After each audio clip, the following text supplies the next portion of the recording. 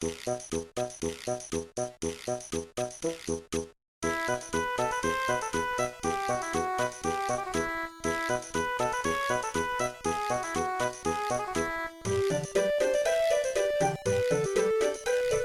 and welcome to the Free Cheese, episode 176. I'm your Joe Dix, joined tonight by Marc Augustiniak. Howdy. Matt Sellner. Hello. The Free Cheese is a weekly video game podcast about video games brought to you once a week by freecheese.com.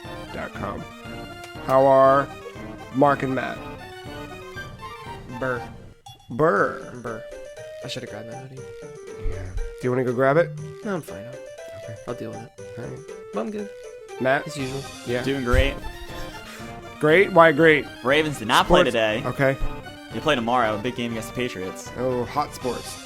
But Pat Riots. the Capitals did already play today, and they won 3-0. That's why you dress like this. Yes. What about the lower cases? What?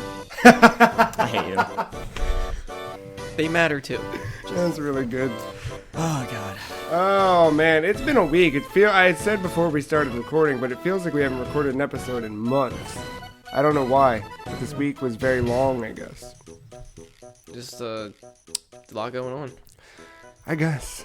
That's good, though, because I didn't want December to slip away too quickly. I feel like all of the other months in Man, this I'm year, ready for next year. I'm so ready. I've had a fine year this year. It's been like It's the Switch. revelatory. Something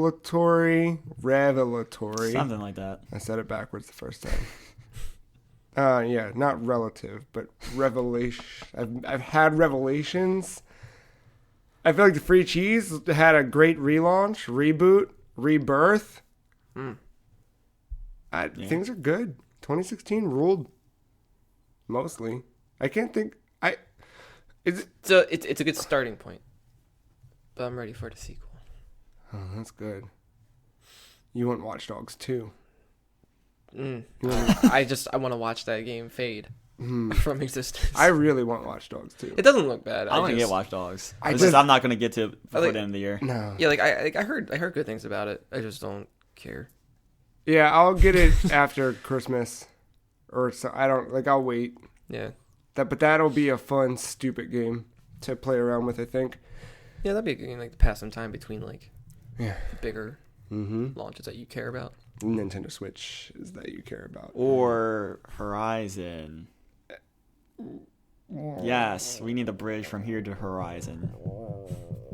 There's a lot of other... Bloodborne! Oh, I might... It's on the Christmas list. I might get it.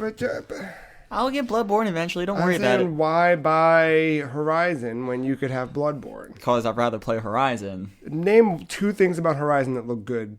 It looks pretty. And?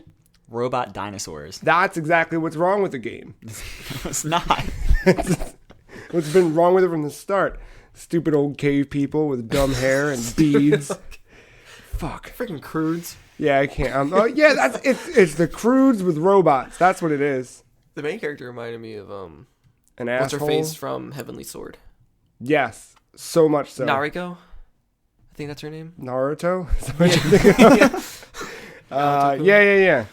I mean, it's not bad. That's just what it reminded me of. No, that was my first impression too. It's like, Maybe- they're doing one of those games. Oh no. No. Actually, oh. Is that racist, I guess? Because just red hair just reminded me of that. Yeah, that's a race. Yeah. I mean, I don't know what to It call did it. remind you of Ellie. She had red hair. Ariel's. Yeah. That's... have anything else going on outside of video games or the other things that we... Just holidays I'm not in the mood for. They're coming quick. This whole year, I haven't felt it. I've tried, and I just, even Halloween, I dressed up, but I still didn't, feel... I didn't feel Halloween, but I'm feeling Crimbus. I mean, you 2 are dressed like 2 Christmas boys. Got a green shirt and a red shirt. Well, throw you in there. We're, Gray. what is it? Pokemon Take yellow. off your pants and jacket? Oh, yeah. Good point. Yeah. That's a very good point. Or just a stoplight. Yeah, I didn't want to go to that. That was too easy. Oh, yeah. But I made gingerbread cookies last night. They were good. And I had made Siri play a bunch of Mariah Carey, All I Want for Christmas. There it I was is. going to say Always Be My Baby, but that's not the name of the song. And I had her do that, and then I was like, okay, I need other music, and I said, Siri, play more Christmas music. And Sinking came on, right? Huh? NSYNC Christmas album? No, she just kept playing Mariah Carey's All I Want for Christmas. That's not so bad. Then I said, play other music. And then it played this terrible, Baroque, sad Christmas music. Oh, I was hoping it would go to Chipmunks. No, I would have been fine with anything. I wanted the poppy stuff that makes you happy and all Christmassy inside. This was like, nope, this is the dark Christmas. This is the Christmas you wanted to forget about, that we tried to leave in the past, but... This is Krampus. Nah, Krampus would have been cool. This was like the... That's what I want. I want Krampus. I'm fine with that. This is not that. This was like, let's all deeply and upsettingly sing about the sacrifice of... Like that shit. It was too much. That's not NSYNC. It was not gingerbread cookie making music. It was not NSYNC. It was not what we ended up with, which was the Jackson 5. Yeah, that was good. It was... Katie was like, play all of the Jackson 5 Christmas music. And then it proceeded to do that. And you got to hear it just reminds you the worst iteration of the Ninja Turtles. Is there a Christmas special? I didn't know there it is. was. It is. Oh yeah. See. Oh, I'm sorry you know now, but dude. I mean, you'll probably look it up at some point because there's one funny part, but it is the shit of the shit of it makes the Michael Bay Turtles look great. Really? Yeah. Michael Bay Turtles are great. Wait, what did you say? Yeah, we're gonna take that out of context. Is that you're talking about visually or character? They sing their own Christmas songs. The costumes look like they from a horror movie. Uh-huh. There is you banging it? Matt's Googling. banging it. Christmas reggae. I'll tell you that much. Oh no! Yeah. No, those are two things that don't go well together. They look horrible. Ooh, Bob Marley Santa. But the Ninja Turtles have reggae voices. They're singing "Deck the Halls" in a reggae style. We wish you a turtle Christmas. 94. Oh, it's bad. You can watch the whole thing on YouTube, and I did. I'm gonna. I just want to pull up this. Yeah. On that box art, it doesn't look terrible. Let me see a photograph. I mean, it Are you looks kidding bad. me? That is. It's bad, but it's not terrible. That is a nightmare. Oh, those are bad. Oh wait, is that where that there's that random stupid picture of Donatello that people always use, where he just looks dead in the face? Is that where it's from? Maybe. I've seen it on the internet. It's either that, and then they have the coming out of the shells tour. They don't actually have shells in their costumes. That's a step above this Christmas special. Glowing. The more I look at this box art, the more I love it. We wish you a turtle Christmas and other bodacious classic Christmas songs. They're like hip hop Christmas song. It's 90s hip hop, so it's amazing. How many songs is... Even Splinter does a song. Of course he does. Which is the... that sounds right. What is it? The 12 Days of Christmas? What is his version? It's all sewer, pizza, Ninja Turtle. Oh, and his voice. This. All slow. I don't want to keep talking about it. Let's just move on. Video games. Let's just. No, this is good. This is a really good. These faces look like the scary faces from Five Nights at Freddy's. When they pop up. As that face. Like a hardcore turtle fan, I wanted to see what were the 9 layers of hell of turtle incarnations. That is the bottom. That is the 9th layer. That is This is your Batman and Robin moment. I'm sure there's something worse than Batman and Robin. Yeah, you're right. There is. It's bad. Huh. It's great for laughs. I think I know what we're gonna do But at the Free Cheese Office Christmas party. Oh. I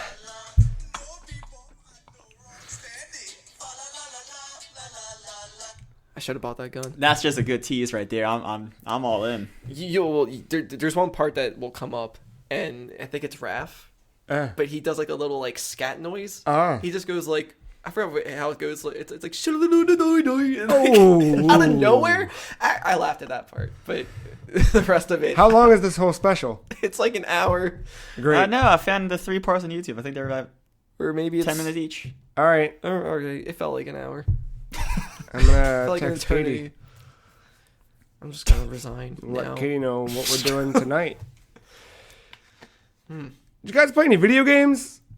I was watching Charles Christmas. I like this topic. Oh man! Glad this is a video game podcast. Yeah. What'd you guys play? Start. You can start. Oh, okay. I played a bunch of things. Yeah, name one. Oxenfree. Oxenfree. What is Oxenfree? Oxenfree. Sequel to Little Ali Steam. Ali. Little 2 to 3. What you guys say? Sequel to Ali Ali. That is so good. Oh, shit. That was better than it should have been, Mark. Yep. You actually laughed. I know, that was good. We're off to a great start, guys. Oh, man.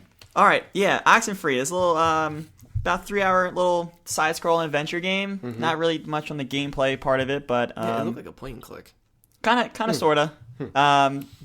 Yeah, it's just this little adventure game. It's about 5 teenagers that they're juniors in high school, and they have different relationship dynamics between all 5 of them. Mm-hmm. It's a tradition to go to this like island that's like privately owned. It's like a U.S. Army kind of private owned thing, but it's not being used anymore. So they go there to like have like a drunken night on the beach or blah blah blah Sure, blah of course. blah. The main character who you are, her name is Alex. She brings a radio with her every time because they do these cool little, like, if you go to these little marks, you can tune the radio, and like you see these weird little like light shows happen, or like weird things happen. Saw that in the trailer. You take it a little bit too far though this time around. And it turns into like a haunted island story about you trying to rescue your friends, and it's really good. Really? It's really good. Yeah, I have it on my wish list. Yeah. So it's about 3 hours? Yeah, I think it took me about 3 hours. I could have played it in one session. I actually played it in 2. I had the game break on me one time, and I had to replay 10 minutes. I was like, I don't feel like doing this right now. Yeah, I get that. So I stepped away. I think I like 8 or something. I came back. I was like, I'm ready to play this and finish it. I'm trying to think. I was like, one of the highlights of it is the music, honestly. Yeah? There's some nice little cool background tones. Early on, it didn't fit well with the whole horror theme I think it was going to end up going for. But that's because I was expecting it because I saw the trailer. I knew how it was going to turn. That's what got me wanting to play it. So, like, early on, it's like this upbeat, chippy music, and it felt weird with the tone. Yeah. But then I think it was just because it wasn't trying to portray that part of the story yet. Yeah, because once shit happens. And there's, once again, I'm the person that jumps really easily. I jumped a couple times. It was with like the stupid little art style they had going. I think it was just really well done. The dialogue kind of shines. It's very quick. It reminds me of an Aaron Sorkin like screenplay. Oh yeah, it's just very quick. It's like a pick and choose your own dialogue thing. So there's like multiple endings. There is, and I didn't realize how many multiple endings there was. Oh, wow. You can definitely tell there was some decision making going on, but at the end it does this cool little thing like at the end of Telltale games where it like tells you how you ended your game in comparison to others. It doesn't tell you the other endings, but it shows you like this pie chart. That's smart. There, on some of the characters, there was about 7 different sections of the pie chart, and I was like, "Whoa, that's fucking rad!" Like, okay, I guess I kind of answered my question because like sometimes like when you see stuff like that, like you beat a game and then you realize like maybe in the trophies or like at the end the results, it's like you realize there's all this stuff that you missed in the game, and like because like I feel stupid when that happens. I'm like, where was that at? But it's like, but not enough incentive to really go back and do it. I think like that happened with Inside. Not the opposite of that happened with Inside, where I was wandering and I stumbled upon a secret like pretty early on, and a trophy popped, and I was like, oh, that means I got to do this all the way through. And then when I got to the end and realized I hadn't gotten all the trophies, I was like, well, I'm dumb. I missed some shit. I'm an idiot. Was it the first one where you jumped into the lake and you swam backwards? Yep, that was the first one I got. Yep. And I got that. And then I got a few more, and I felt pretty good about it. And I got to the end, and I was like, I know I missed some. I'm an idiot. I didn't look hard enough. But where else could they? No, by the end there of that game anyway, I just saw the yellow wire. Just like I'm too invested. I didn't even know about the yellow wire thing until I think you brought it up here or somewhere, wherever. Is Oxenfree like something you want to go back and replay? I'm actually gonna go back because or just go on YouTube and watch them. No, I think I want to go back because they do. I don't want to spoil anything, and I think this is going to be brought up when it comes to the storytelling aspect for Game of the Year, and I'll talk more about it then. But the ending is really well done, and it's this nice little mind fuck thing that happens, and I almost clicked new game again right away. Really? But then I decided not to. I was like, I'm gonna let this stew. I'm gonna reflect on this and then go back and play. But then I did some like Googling on like some of the different endings you can get because I'm never gonna play it like the 5 times I need to play it. Yeah. And there is some really interesting shit that can happen with the characters. And with my playthrough, I would have never even guessed that those were possibilities. Is there like a canon ending or like a right and wrong ending? No, there's really no right or wrong ending. It kind of all goes back to the same sort of ending. It's just the characters. Yeah, because some games have the character endings are different. Yeah, because some games like you have the good ending, you have the bad ending. Like you have that because like there's relationship statuses kind of like going on in the background that you never really see, and I think like you can drive and your party away from you or like your friends away from you towards the end of the game, but no, it's really smart because I didn't even know like one of the main difference in endings could happen. That's cool.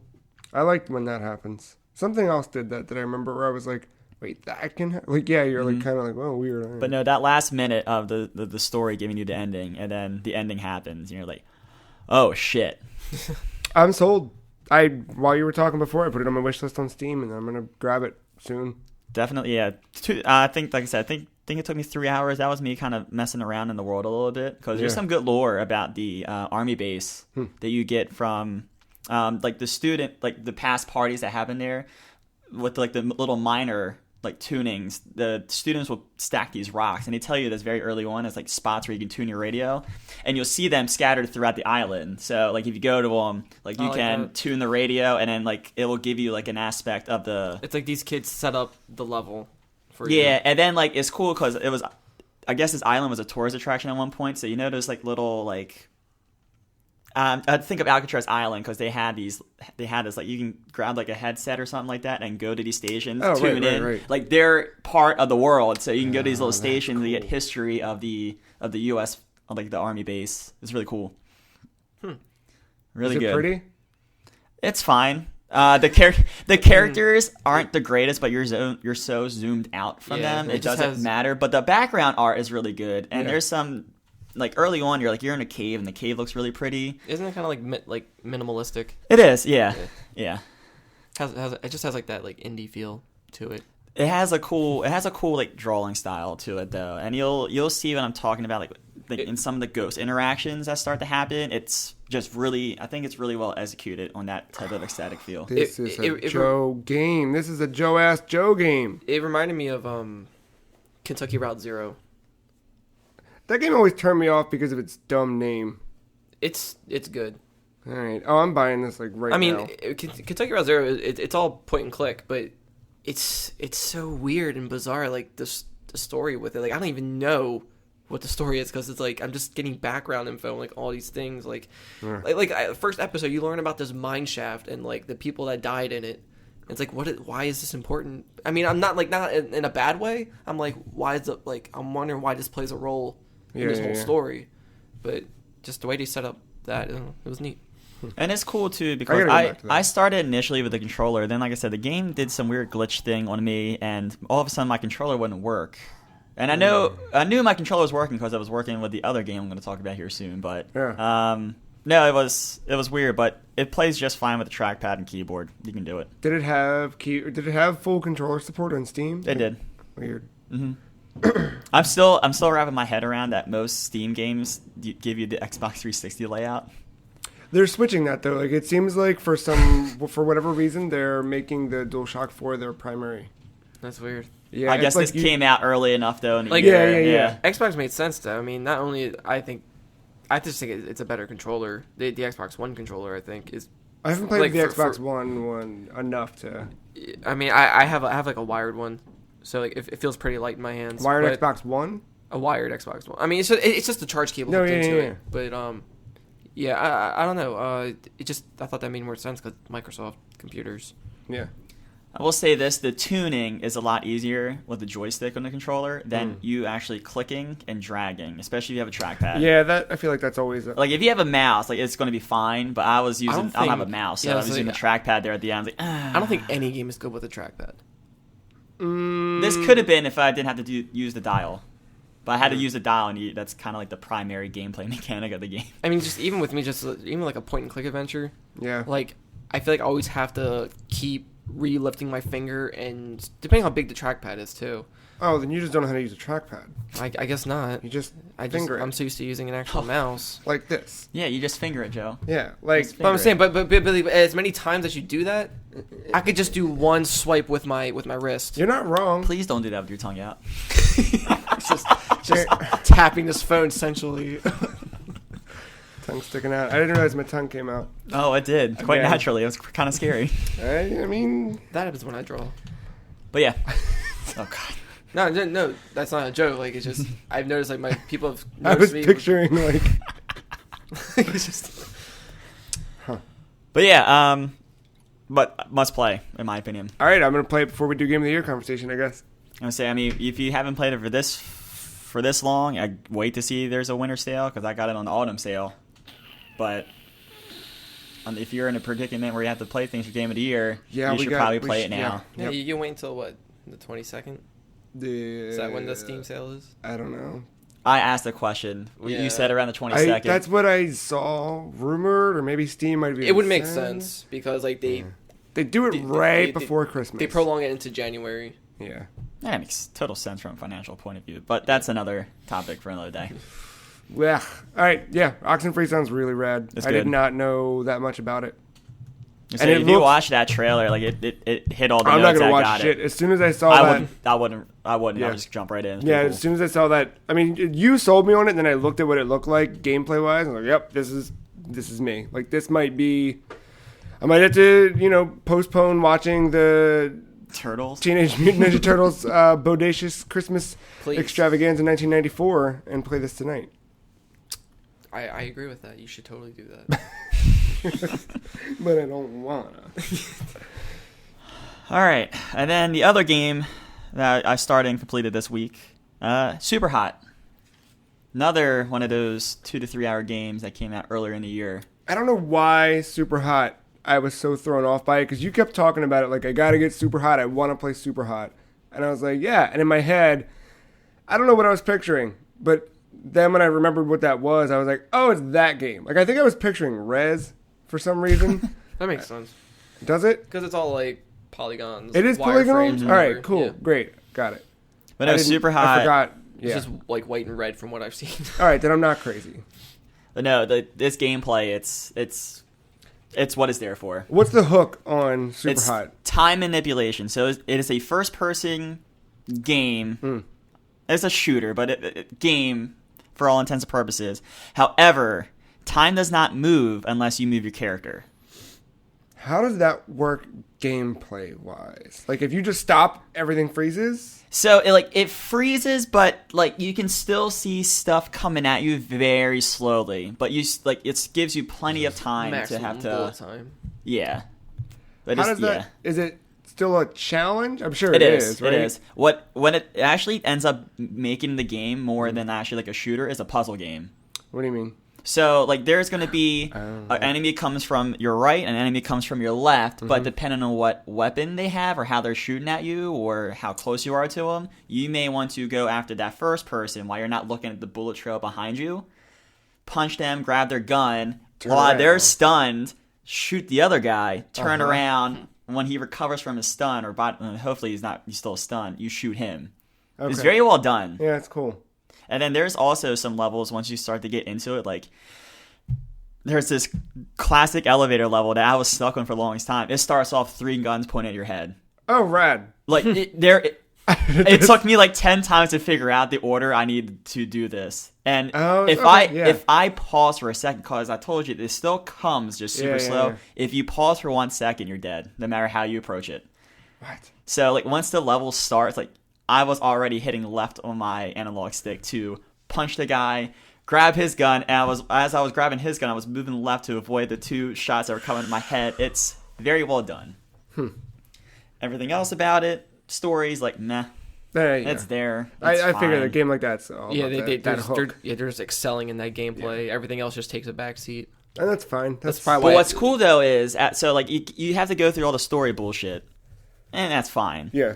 But after you beat it, you unlock like this, and they call it endless mode, but it's essentially like an arcade. And as you like rack up kills in the arcade mode, you start to unlock other like arenas, areas, and stuff like that. And I haven't dived too much into that, but I started messing around with it, and it's really cool. And like your kills progress, so like you need 50 kills in a level to unlock a new one. However, if you take out 15 the first time you go through it, you only need 35 more kills. It racks up. Okay. So you're always making progression. Have you shot any bullets out of the air yet? I did. That was the first. I didn't even realize that was an achievement, but as soon like the first bullet popped. Yeah, that's cool. It's neat. Recommend keyboard and mouse for that one though. I played the whole thing through on the controller, and I did fine. I think I would do a lot better with the mouse, especially because when you're actually moving your point of view, that is considered time. Oh, okay. Is there a time limit, or you're just limited by how quickly you'll die from? I mean, if you're not taking out these enemies as quickly as you can, you're going to just have bullets coming from you in all directions. There's no way to avoid them. And the game's smart because like there's no crouch button, so you can't pull off that bullshit. Right. Yeah. Like you can jump, but like the only good thing about jumping is once you jump, because you're technically not moving, time is still. However, because you're not physically moving your character, he's just kind of performing the action still. So if anything, that might get you closer to someone, but I didn't really use that mechanic too much. I'm just picturing that scene from Days of Future Past. Is that what it was? Never saw it. What scene? The one where Quicksilver they played that cool sad song by that old boy. What? Like where Quicksilver ran around in a circle just with all the water going off and made everybody punch each other and. Maybe. No. I think no. Wait. Days of Future. That's the one where they broke That's out the Magneto. Yeah. Yes. Yeah, the third one's Apocalypse, but he does a thing in that too. Oh, an Apocalypse? Yeah. What's he doing that one? It's to the song "Sweet Dreams." Are made of thee. Yeah. Do what I like to be. Good try, Joe. That's what he says. It's Prince, right? Yeah. Yeah. No, but he's like just saving a bunch of people and just being funny while doing it. I like their interpretation of Quicksilver. Like the way they, because he's still alive. The way they fuck with time. Spoilers in that. Because I like the Flash television show, but Barry's always it always slows everything down, so everything's kind of.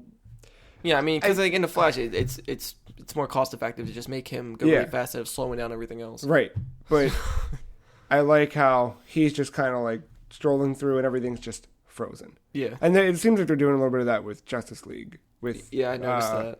What's his face's Flash, which I'm so down with. Mm-hmm. But Superhot, not the Flash. But damn, the Flash. That's going to be a good 2017 speaking of the thing. Flash's red outfit. Yeah. Red is bad in this game. Why? So if you've seen, oh shit, it has nothing to do with that, but sure. Are you sure it has nothing to do with that? Maybe, and like I said, the story I was kind of clicking at the end of it. I was like, click, next level, let's go. No, the aesthetic. If you've seen a screenshot of it, it's very white and red and some grays. Sure. It's for a purpose though. There's so much. There can be so much going on the screen. It's so nice to know red is bad. And like the bullet trails are red too. It's like the bullet's black, but the trail is red, so you see it coming. That's cool. So red is bad, white is like neutral, but then gray is stuff you can pick up. Oh. And like it's not always a gun. Like you can pick up like a wrench or something and throw it. Nice. Because one of the mechanics is if you throw anything at a person, they drop their weapon or like more like. Their weapon goes flying at you conveniently, and you can grab it in midair. Bang, bang. Look behind you, bang, and they're all dead. Can you throw a gun? You can throw a gun. Did we all just get a Miitomo thing? Fucking Miitomo. Great. I put my thing on Do Not Disturb. I keep getting whatever. I didn't get it. I want to get it. Sorry, boo. Goddamn Miitomo. Do you have push notifications turned on? Remember that was an issue with the note we were trying to run there too. Maybe. Yeah, like, do I have my cellular data turned on for that? But yeah, the clean aesthetic helps you out in the end. Yeah. I would relate this more to that first-person puzzler thing than a first-person shooter, honestly. That's rad. Especially like those moments, like that elevator moment where like first screen, you just see dead. 3 people staring at you with a gun. As soon as I saw it, I was like, what the fuck? That's how a game should start. That makes sense. But no, it was enjoyable.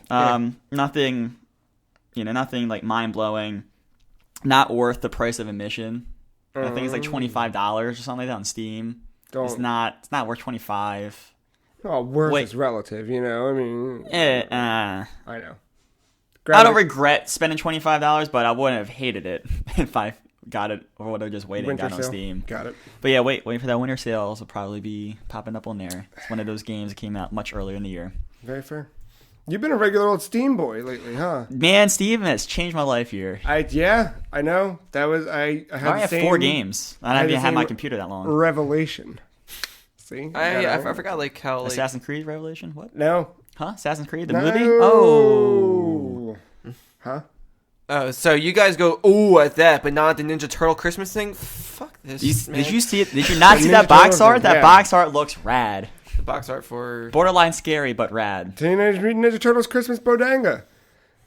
With featuring I'm just saying, why tunes? Why is this reaction a positive one and not the reaction you had for Assassin's Creed? That is what I am asking. Assassin's Creed is a bad thing, right? And Ninja Turtles Christmas is a great thing, it seems. So that would be why our reaction is as such. Oh my god! Oh, that's random. Sorry. First of all, I still don't understand why my phone keeps beeping. Superhot screams. Is it open? The app? Your phone. Yes, it's open because I got my notes here. Yeah, Do Not Disturb doesn't work if it's open. Well, that's stupid. Huh? That's kind of what it is.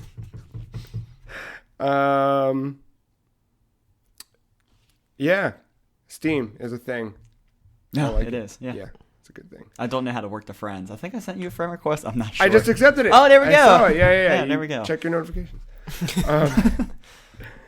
Yeah, you beat a couple of games this week, too. I did. Oh, good. Yeah. All And then right, I played the other usual suspects. Battlefield 1. Still good? Yeah. Still haven't played the single player. I probably should do that. Before Game of the Year. Just don't vote for it for best single player. Went back to Rainbow Six after talking about it last week. Oh, yeah? Yeah, I'm actually still good at it. Nice. I had my first ace round. Do you know what that is? No, I don't. When you single-handedly kill everyone on the other team in one round. Oh, that's nice. Did that. That was Is it permadeath in each round? Yeah, it's Oh, yeah. So you kill It's everyone tactical. and they stay dead. They stay dead until the next round. That's a good feeling. It's on my YouTube channel. Oh. Yeah, because that's what happens when you always stream the gameplays. You just go back to Twitch, get the little highlight, and export it out. That's pretty good. And then before you know, I'm going to be winning the that YouTube contest that the Video Game Awards has every year now. I'm going to be Boogie. It could be you. Boogie. Not that big, but I'm going to be Boogie. It could be you. It's going to be the dream. I'll make sure to shout out you two in my acceptance speech. Thanks, I appreciate it. I don't like that band. Well, you beat some games. I heard Marc beat a game too. Oh, you want to go there? I mean, let's just go. Yeah. I mean, I beat one too. I feel like me and completing games just isn't a thing that happens often. No, but you know what? I think this Game of the Year thing's good for us because we've all been fucking playing the shit out of some games lately. I mean, this was a game that I did want to see all the way through, just to make sure that my feelings were correct. If I know where you're going with this, at least all of mine were like little 2-3 hour guys.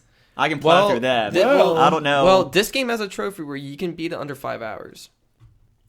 Okay. I beat it under 15. Okay. So I might have been like around 10 or 12. I'm guessing. Not bad. It took me a week, and that's what I'm thinking of, right? Yeah, The Last Guardian. Oh shit! All right, that makes. What more were you sense. thinking of? I'm thinking 15. That's what I was like. No way. No way. If you beat 15 in 6 hours, I would scream. It took you 12 hours? I haven't gone back to Final Fantasy 15 since Last Guardian came out. I'm gonna read you. not to jump ahead, but I'll read you what my note says here under the now playing section. Final what? Is what I wrote. I'm gonna go back to it this week, but I had some other shit to get through. Yeah. Oh yeah, me too.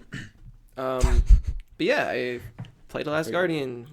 Yay, it exists. And it's good. Everybody can shut up. Yeah, like now that talking. So that's the I think the cool thing is like it's out, it's done, great. We can stop making fun of it. Like, how is it as a game? Oh no, people will still talk shit about it. Just yeah, but I mean, like, bleh. It's good. Yes, it is good. It's not a perfect game. I will put that out there right away. Nothing's a perfect game. Define Right, a perfect game. but because The Last of Tetris. Us. Well, when I say that, it's for everybody who throws in the whole. It took 7, 9, 10 years 10. for it to develop. I mean, yes, But who's counting? It took. I mean, it's the only game that took that long that you're aware of. right. First of all, Right. Like there's plenty of other games that's happened. And there's a billion things, that circumstance. And that also, it's caused on the you if you delays. expect perfection out of a game that takes that long. I think those people, 1, aren't listening to this. 2, are dumb. And 3, whatever.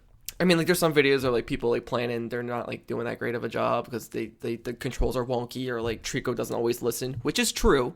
Right. It can be wonky. Trico doesn't always listen. But Yeah. I didn't have that bad of a problem. Like, I was pretty okay with it. Like, it's a game where you have to be patient. You have to actually, like, care about Trico. And Yeah. Trico cares about you. And you see that grow as you progress through the game. Like, that's what it's all about.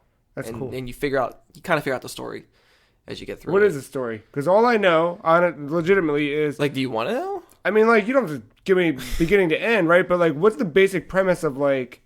I see a little boy and I see a bird dog. You wake up in this like castle dungeon, like bottom of a tower, and you're in this room with a chained up Trico who's all beat up, and you pretty much help each other try to get out. So you're constantly scaling this tower, and sometimes falling, and you keep going. And as that's going, you just notice like the bond with you growing. You notice Trico growing, learning new abilities and stuff. Oh, that's great. I had no idea that's what it was. Yeah, so No, I'm like taking it all in, and it's a really like there isn't much. Like there's only like 2 or 3 cutscenes, if that. yeah. But it's all told through the boys, like as an adult. He's narrating the whole thing. So Okay. that kind of already tells you the boy doesn't die. Spoilers. There it is. I mean, if he's to tell the story, it's like what? I mean, all right. That's pretty rad. Yeah. Any obvious connection to Ico or Shadow? No, it's completely Okay. standalone That's all. thing. That's all I really want to know about. But the you story. said previously, like it's kind of gameplay wise. Gameplay wise, like, it does remind you of Eco because of like you're in a castle trying to escape. yeah, and I think you said it's like and you have enemies that will try to grab you or whatever. yeah. Um, But you said like this is in a way to game, so it's gonna feel and play like in a way to game. Like it's just yeah, definitely, and it's there, and I love it for that. It's Yeah. it's definitely charming in that sense to me. But yeah, it's a mix between Eco and Shadow Colossus because you have like a little Colossus as like a friend, right, and he's helping you out. Yeah, that's cool. And so yeah, it's just that's pretty much all there is to it. Believe it or not. Yeah. But, like yeah, it's like hey, it's about the journey. No, but that's good. I mean, like pizza is just some crust, Yeah. some dough, some sauce, and some cheese, but it's fucking pizza. Yeah, but like some people don't eat the crust. Some people do. Yeah. Some people are vegans and don't eat cheese. Or Yeah. pizza, which that's That's their issue.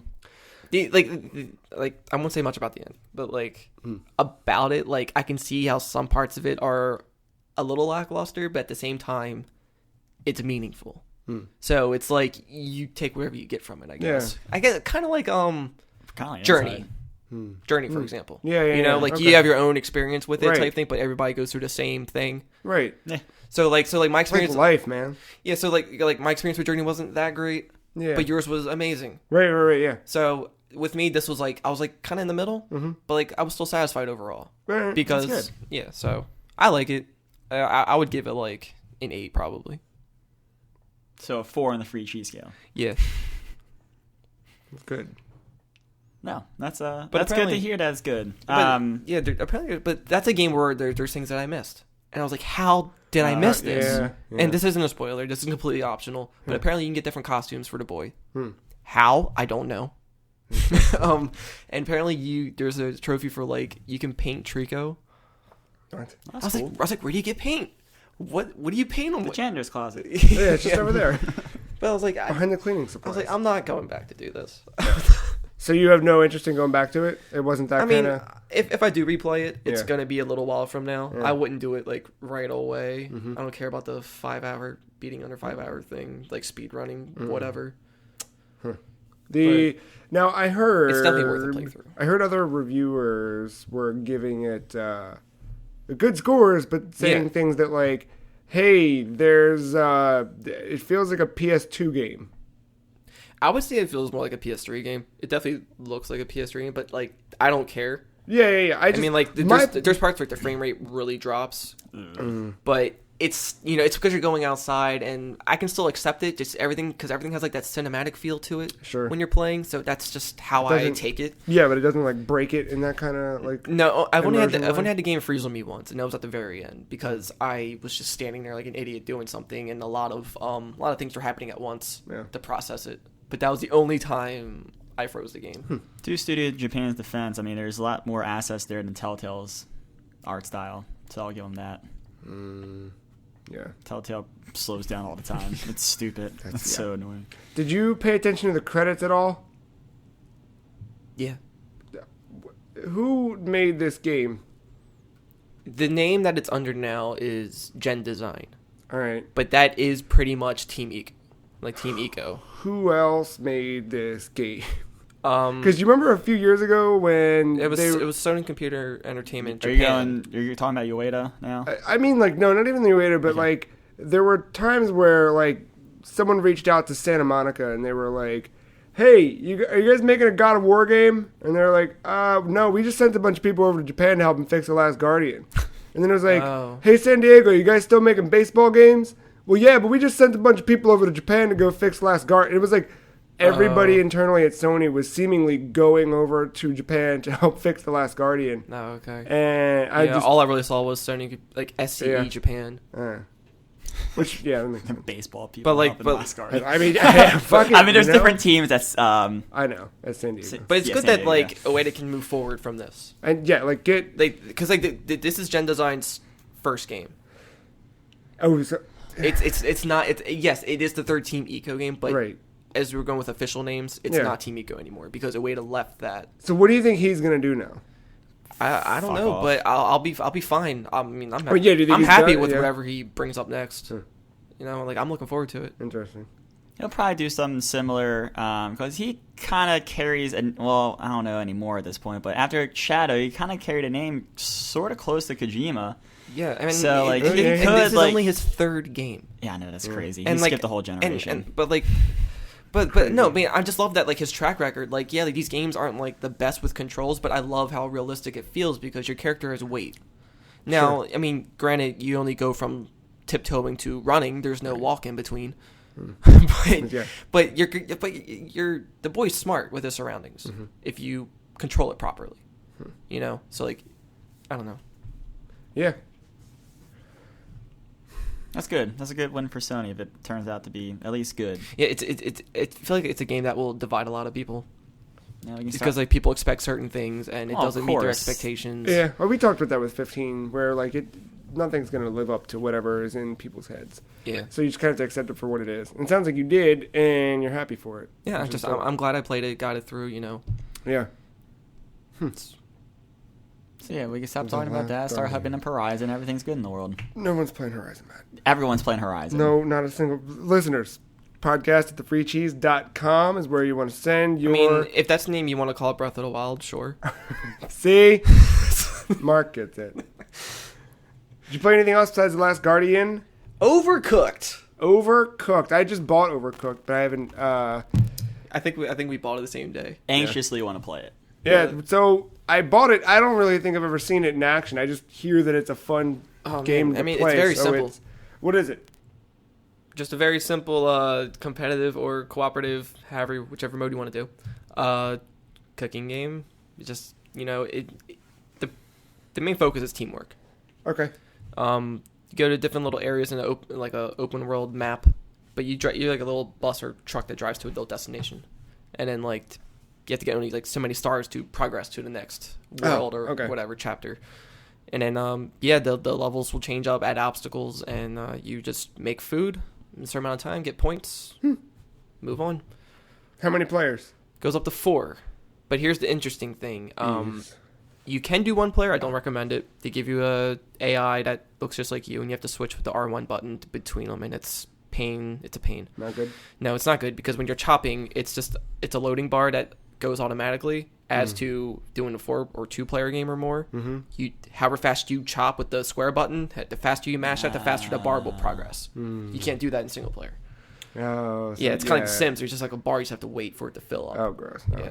Oh God, I forgot about that. Sims. Now, here's another cool thing. If you want to be like, oh, maybe you're one of those couples that play video games together. Yeah. And you want something a little challenging. I mean, this will challenge your relationship, first of all. I was going to ask On like a team level base. Because I thought about it last night after our gingerbread man well, extravaganza. Here's the thing. If you want to take that a step further, Uh-huh.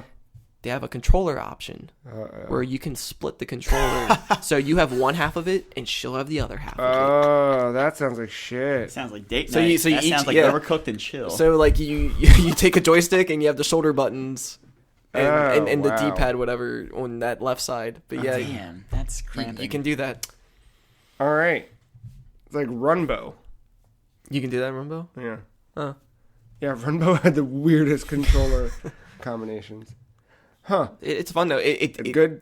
Yeah, it's good. I Because think. we've been talking about it for a little while. Like, hey, we need to get this. We should get this. Yeah, I bought it, and then I told my friend, I was like, look, just log in as me on your PS4, download the game, and by the time we get off work, we can play it. And Yeah. we had 4 of us playing, Rad. and I think we got to like world 5 or 4. 8 worlds? I By Mario like rules? I don't know how many, but it's like a little like There's a theme to each one, isn't there? it's like a whole tabletop of the map. The map is like a tabletop, Okay. and it's like a little like hexagons that pop up as you go. So think of like a cheap Game of Thrones intro. The more you progress, the more part of the map loads up. Okay. Yeah. So yeah, there's parts of it are still blank. So I haven't seen the whole world yet. So I don't know how many. There are. That Yeah. makes sense. But yeah, it's cool. Simple little game. Yeah. I'm excited to play it. I can't wait to play it either. It's Really fun. Yeah, I think it's safe to say we're planning all of our Game of the Year stuff right now. I'll give you more on that at the end of the episode. But day after Christmas, December 26th, in case you're unfamiliar, we'll be live streaming all day.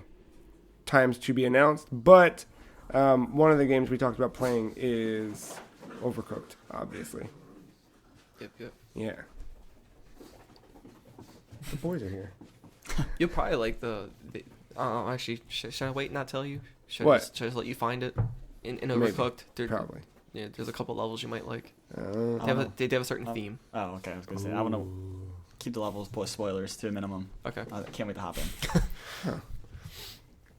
in. I'm anticipating Castlevania, or we'll just. That'd be a weird, cool. I guess a pizza restaurant makes more sense for something like Overcooked, huh? No, we'll see. All right. I mean, time will tell. Yeah, you played with a bird dog. You made some food. You do anything else? That's basically been my week.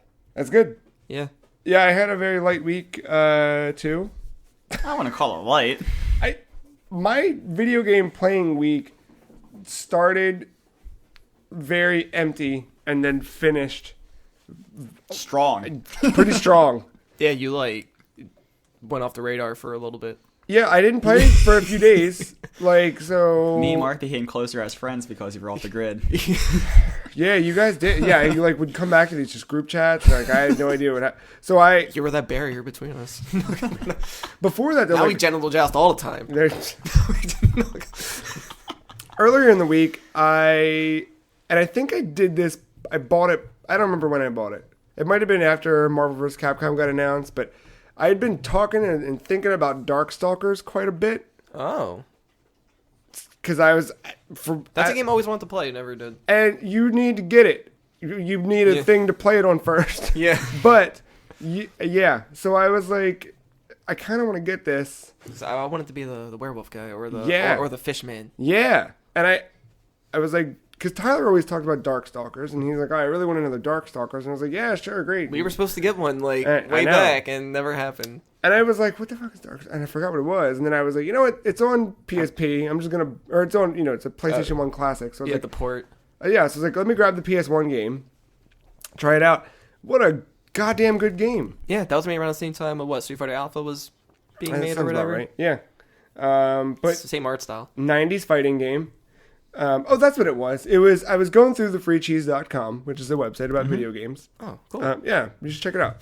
And no, something popped up because I was fucking with the algorithm that calculates related articles. Yeah. And something that popped up was Chris's article about, it was called Kick Punch It's All in the 90s, about all of the fighting games Such that a good just... title. I can't remember if that was him or me, but whatever. So it was all about fighting games that hadn't seen a sequel or hadn't been around and whatever, and Darkstalkers was in there. And I read through like his whole article again, and I was like, oh yeah, Darkstalkers. I need to check that out. Tyler's talked about it. Chris put it in here. Yeah. Let me see what the fuck this is. And then like that's like your fighting game. I know. It's just horror movie. Dude, so I have no idea how I've never Yeah, I don't know either. played it, paid attention to it, but as soon as I booted, I was like, oh, okay, there's Succubus, vampires, Yeah, werewolves, yeah. Frankenstein, Catwoman. skeleton, like Iron Maiden. they call Felicia just Catwoman. It was Yeah. like, all right, sure, I guess. Yeah, it's just spooky monsters, and they're like weird knockoff versions. But they're I think there's Abominable Snowman too. I don't remember if he's in the first one or if he's in later ones, but yeah, it's just dumb monsters and creatures fighting in a really, really good fighting game. Like, Yeah. it feels good to play. It's not like, I don't know, because like Clay Fighter, you look at Clay Fighter and you're like, yeah, this is a thing that I want to play. And you touch it and you're like, oh God, why did I do this to myself? And this is not that at all. This is like, oh, this I was has bad at it, but I love Clay Fighter. but it's not, but it feels like shit. Yeah. Well, It's not, it's interplay. Like, what do you want? I know. But it feels like a really, really Yeah. good fighting game, and it is a really good fighting game. And it just so happens to have rad as fuck characters. It got me to the point where I was like, I'm glad I didn't buy Street Fighter 5, but I'll probably still buy Street Fighter 5 when it goes on sale. I'll wait for the new characters to get announced. I mean, it's either if it goes on sale, I'll just buy it. Akuma was announced. There you go. Yeah, he's out. But then they're bringing 4 brand new, never been in Street Fighter characters. Oh, I don't know if they're original or they're guest characters or they're from whatever. Yeah. But yeah. And they have like the season passes. That Wait sounds about till right. like Super Street Fighter 5 Ultra, whatever. If they are doing that, they probably stop doing that. I don't know. but if it goes on sale like it did before, where like $30 gets me sure. the $90 edition. I mean, you do you. Oh, yeah, that's right. That was a we really both good saw- deal, yeah. and I should have jumped on it, and I didn't, like an idiot. Because you you gotta got get- Need for Speed. Because you gotta get King of Fighters. I did get Need for Speed. Should we? The boys. I don't know if it's louder, Marker, or the dogs. They're like, Why didn't you get Street Fighter 5? It's just the dog. That's all you can hear at all. They've got this good game where they just... They're like, what's your butt smell like? It's partially what your butt smell like, and also how fast can I run around this carpet, and how loud can I scream. Yeah. I don't know why you don't just have like a podcast and I could. just record them. I mean, this is it. You're witnessing live the strength of street knowledge. And speaking of street knowledge, I did buy Need for Speed, like you said, and I've been on the streets. Yeah. So I've been to the tutorials. Yeah. So we played a little bit of it. I turned it on. Mark sat there with his head cocked to the side. And then a little while later, Matt walked in and went, oh, fuck, I'm leaving. But Need for Speed... It's pretty. It's pretty. I like that they really committed to this idea that you're just a piece of trash that drives a car. Give yourself more credit. Well, I mean, you are who you surround yourself with, as I was always told. And the people that my character surrounds himself with are just trash. The vet lady didn't seem that bad until she called you and said, we're meeting. No, she's like, I think she's fine. But then she called you. It's more like the dumb, like, let me give you the finger in public. And She got that need for D. they're all like that guy with that hair. he was like, "Oh, man bun? Yeah, let me put one on every single inch of my head. That seems like a good idea." Like instead of pinhead, it's just bunhead. Yeah, that's a good. Yeah, that they really committed to the idea of, let's make this cool thing. It was like a soft reboot. Like there was no subtext. Yeah. It was just Need for Speed. Need for like Speed. I don't like that. So what they did, because I keep just saying that they committed to what they did, but what they really did in this game is they said, you're going to be a guy who races cars. No shit. But all the cutscenes, and yes, Need for Speed has cutscenes. That's the surprise. Mm-hmm. But everything's first person, and you're kind of going around, and they've got all of these like FMV sequences. Yeah, like it's all live action. Yeah, it's live action, but they do a weird thing with like the post production of it, where they make it. What was it? They like cut frames, or they add a glow to it that makes it almost look like it could be really, really good CG rendering, but it's just live action with a weird filter over it. Yeah. Yeah. It's weird. But it's all just like, bro, we got this sick fucking street race tonight. Here's this pink slip. I'm gonna. It's like the generation that finally missed out on Fast and Furious. You can get back into that. Yeah, if that's something you were, looking for. Like the first two, not like the action stuff that it is now. It was a lot of just like, dude, you want to. Come on, let's go to this plume contest. I am going to make the biggest plume vape life. It was like the most like PG group of street racers I've ever seen. It was the most like, hi, we're 43. This is what kids are into, right? Like, ugh. Like, I know that's not how they would really act. So like, It was, like, oh, I love driving my car and pulling over to the side of the road to take pictures of it next to a dumpster. Yeah, because that's let's put on the brakes and stop and Need for Speed. Yeah. I think we talked. I don't know if we talked about it on the show or not, but it was definitely a long time coming. I needed this kind of shit. Like I almost bought Drive Club, which is how kind of bad this thing got. But I needed that just dumb. It's like that fix. Yeah, Did you need to play something bad to appreciate everything else? That might be it, but I think also like I needed that Need for Speed Carbon, Need for Speed Underground kind of thing. Underground 2. Yeah. Underground 2. Like, either one. I needed that Riders like of the Storm remix. Can we just get those remastered? Yeah. I mean, they're coming. I guarantee it. That's what Criterion's been up to. Need for Speed should be like a subtitle for a Sonic game. It is. It's called Sonic Mania.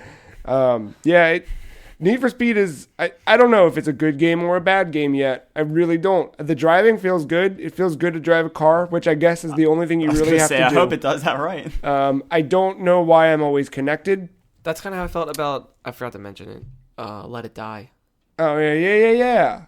How is that for a free-to-play game? Yeah, it's not bad, but I can't like judge it enough because I only stopped after getting all the damn tutorial notes. Oh god damn it! But playing it, there is a lot of depth to it. Like there's a little HUD world where you can upgrade everything and move on. Like think of a Rogue Legacy. All right? Okay. Yeah. You keep going through progressing and you die and you come back as a new character, but you save all your perks and whatnot. That's good. This is like Suda51's version of that with like a Souls mix. Because like it's a third person like high-end action game. Can you play as Uncle Reaper or whatever his name is? No, but he's like he's the guy that like stays in touch with you. And when he calls you, he talks through the controller. What? Through the speaker on the controller? Yeah, That's like, some future we're tech utilizing that technology. Yeah. The aesthetics of this game has Joe written all over it. Because the way you free, right? Because like the way you time's not free. The way you meet Uncle Death or whatever. Touchy? What? Oh. Yeah. Yeah. Like you meet him in some like barcade.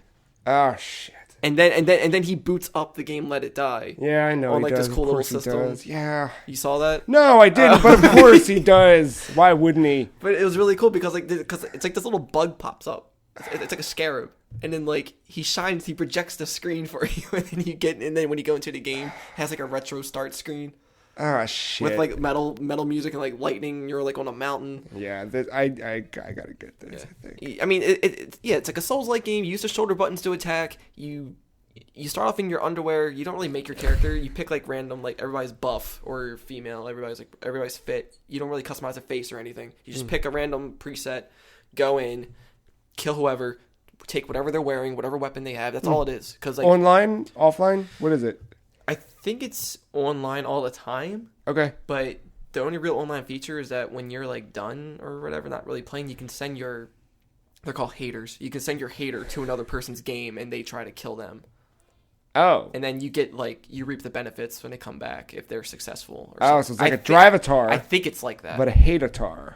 Yeah, but like you're not really playing it. It's, Okay. It's an AI thing. And if you die, you fight your previous body.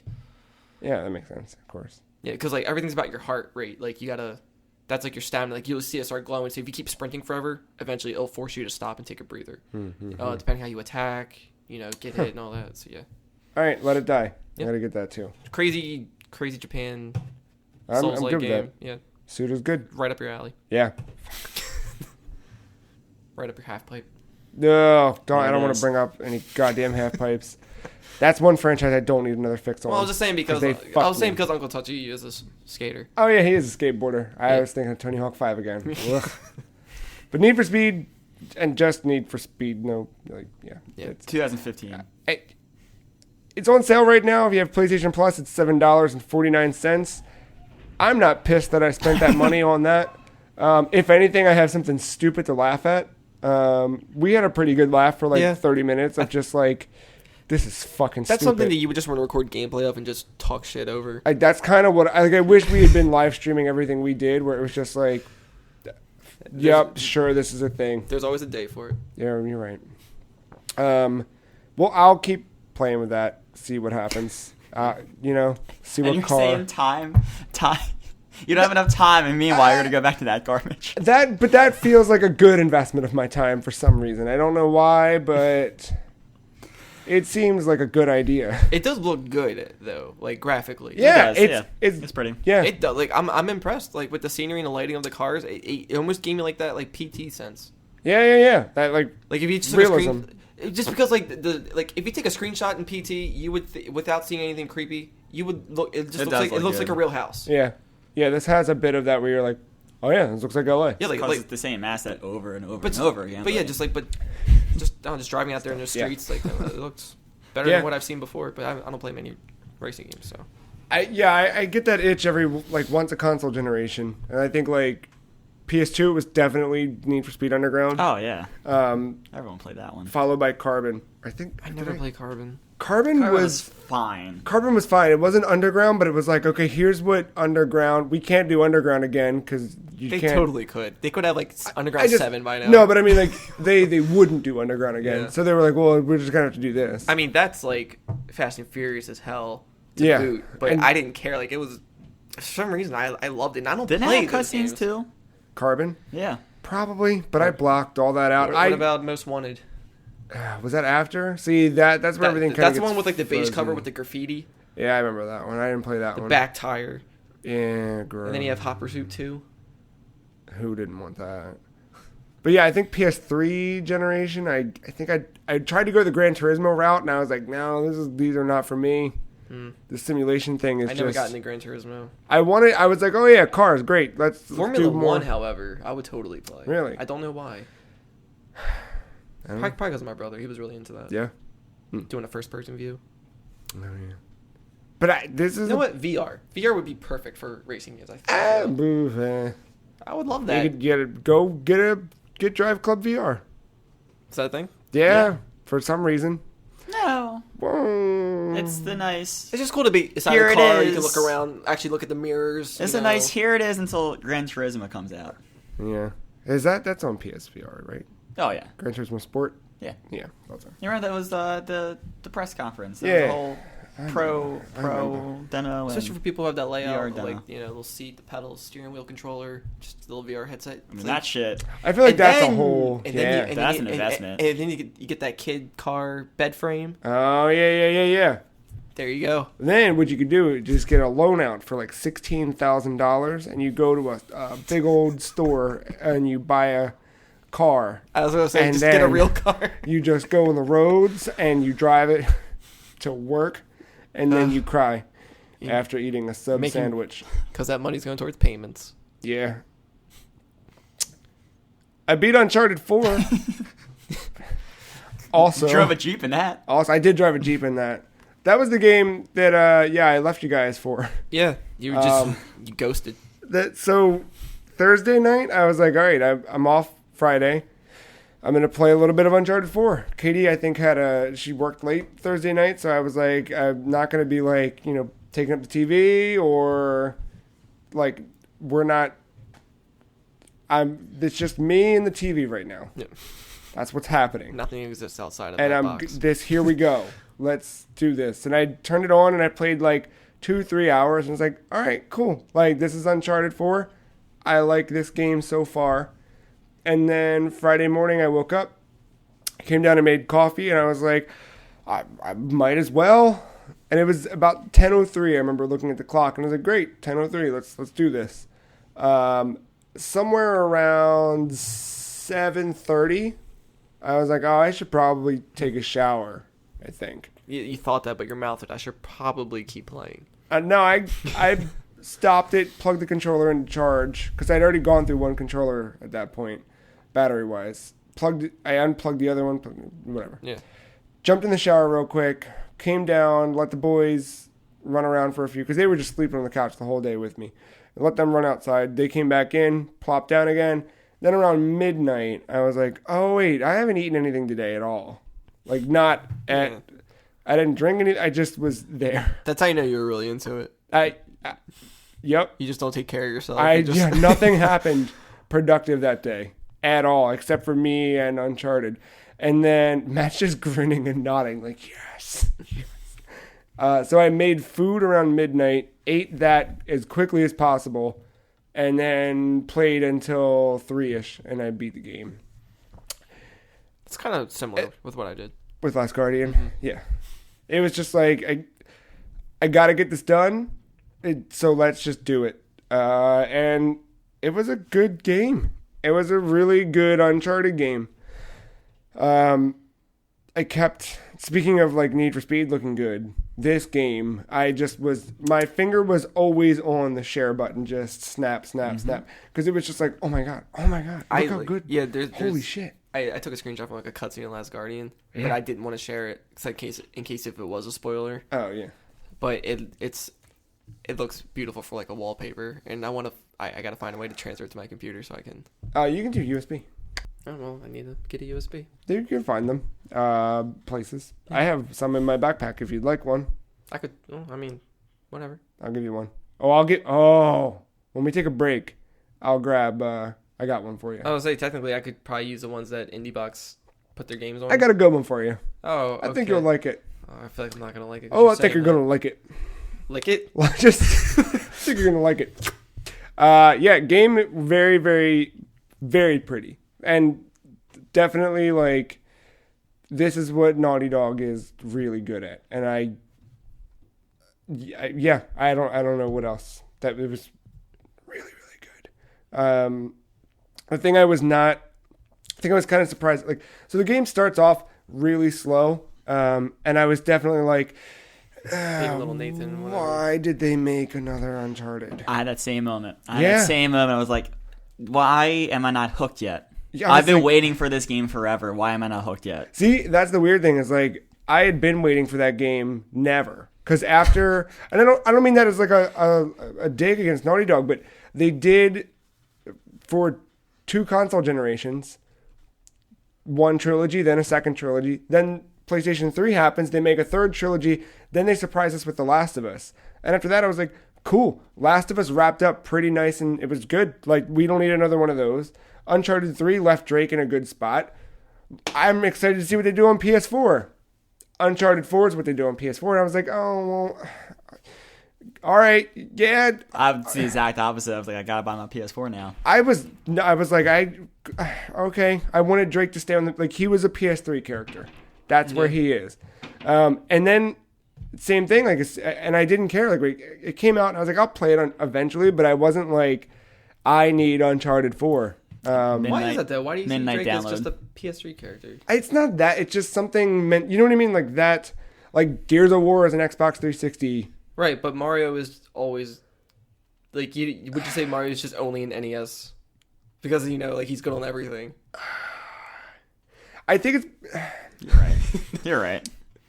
Mario's a weird one because in every instance of Mario, they iterated and they changed him every time. Like Right. 1 to 2 Yeah, to he's 3. always been there while Nathan just started. He's fresh baby. But even still, like 1, 2, and 3 Uncharted, like it's still the same Nathan. Whereas Yeah. like Mario 1, 2, and 3 are 3 different Marios. Then World and 64, like it kept evolving. And not that Nathan doesn't evolve, and not that Uncharted doesn't evolve, but it's still very much like. I mean, like it's A weird. new That, chapter. like you're not alone with that. Like I have that same mentality. Yeah. When it comes to certain games, like it just belongs in that generation. It just makes sense there. But at the same time, it's like, why do I even think that? Like, why not let it Yeah. grow? You know. And that's where like I'm so glad that they did. But it's also a Naughty Dog thing too. Right. Like and crashed games were mostly PS1. There was some on PS2, but they that weren't Naughty transition Dog, was right. Jack and Daxter, Exactly. right? Yeah, they went to Jack. Mm-hmm. And they then did the Jack 3 ended Jack. like at the end of PS2. PS2, yeah, and they went right to Uncharted. It's like they're always going forward. They were like, yeah, we're never gonna go back. But then Right. now you have this insane trilogy, so Well, that's not them either. close enough. I want it. I wanted it. And I got it. I wonder who is developing the Crash Insane thing. Probably just a I don't know. Sony company. It's no, because Activision owns the thing now. Oh, they weren't just like, hey, yeah. No, you're allowed to Sony use had a ours. yard sale back in the Oh, yeah. early 2000s, and they were like, "Who wants it?" And Activision was like, "We do." That's why it's in stupid Skylanders before anything else. Oh yeah, and Spyro was Same thing. Well, yeah, they were both like Universal. Like Universal fronted the money for those things, but Yeah. Insomniac and Naughty Dog developed them, and then Universal Blech. flipped them and gave them to Right. Activision. But But yeah, but Naughty I'm Dog does glad. it. I'm really glad they did like this. It's a really good game. It's a really, really good game, and I think one of the cool things is part of I think what made it slow for me was the fact that they'd never mentioned that Nathan Drake had a brother in the other 3 games at all. So suddenly he has a brother, and they have to explain why Nathan Drake has a brother that he's never talked about before.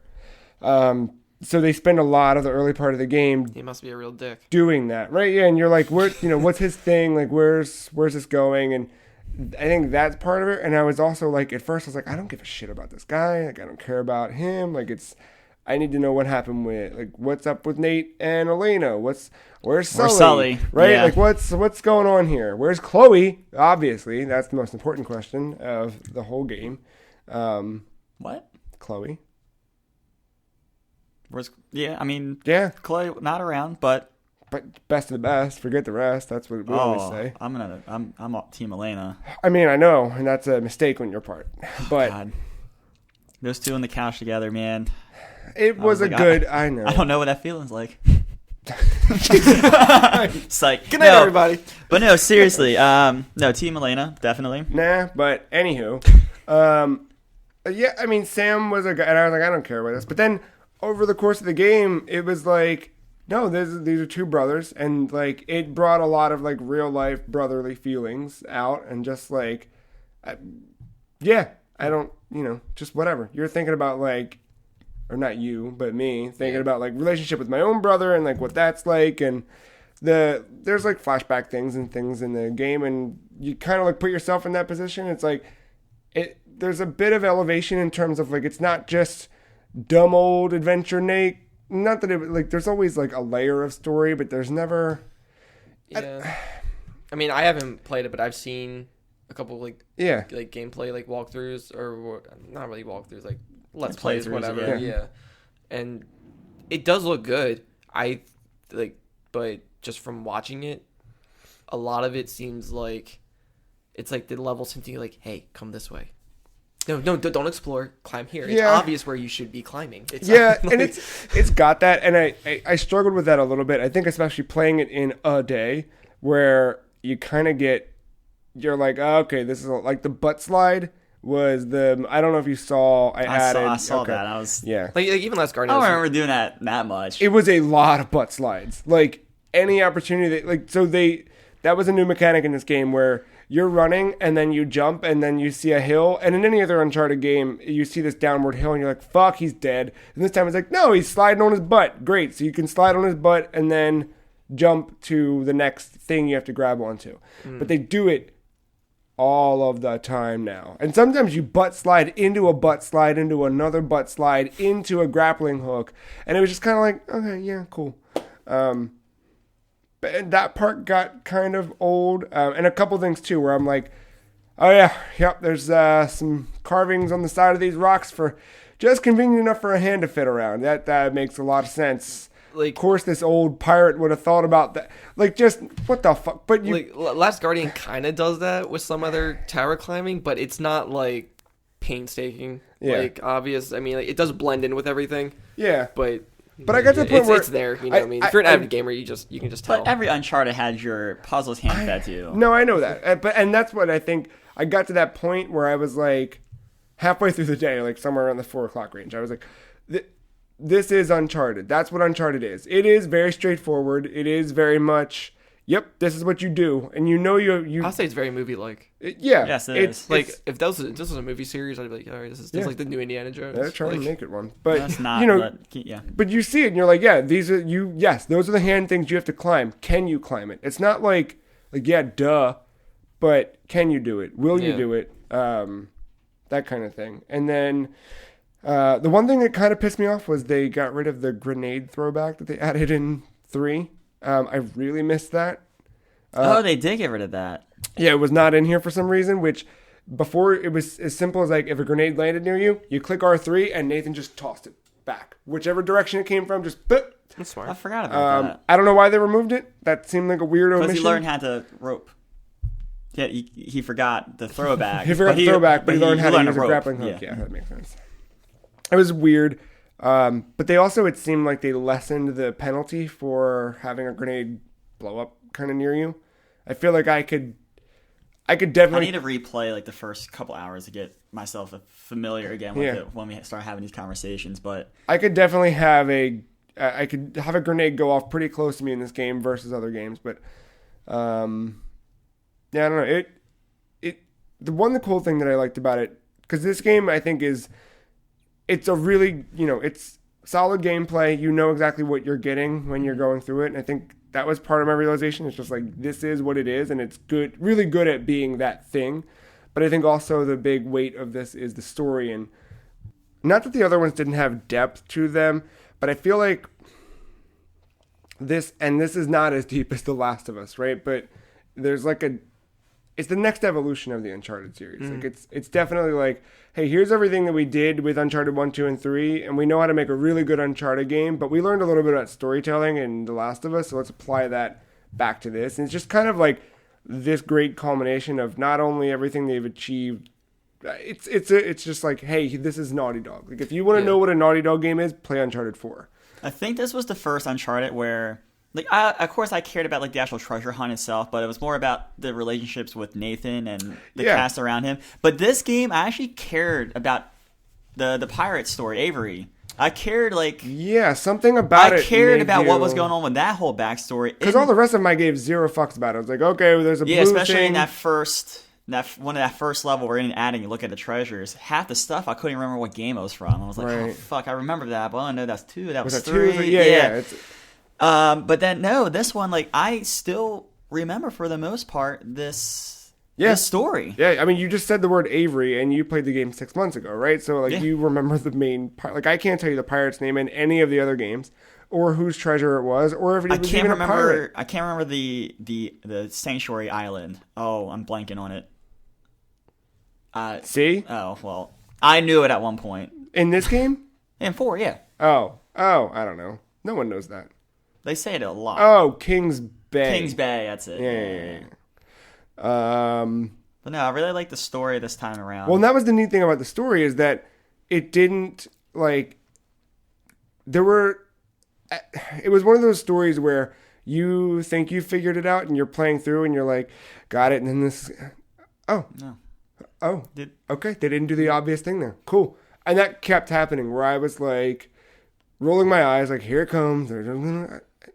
no, all right.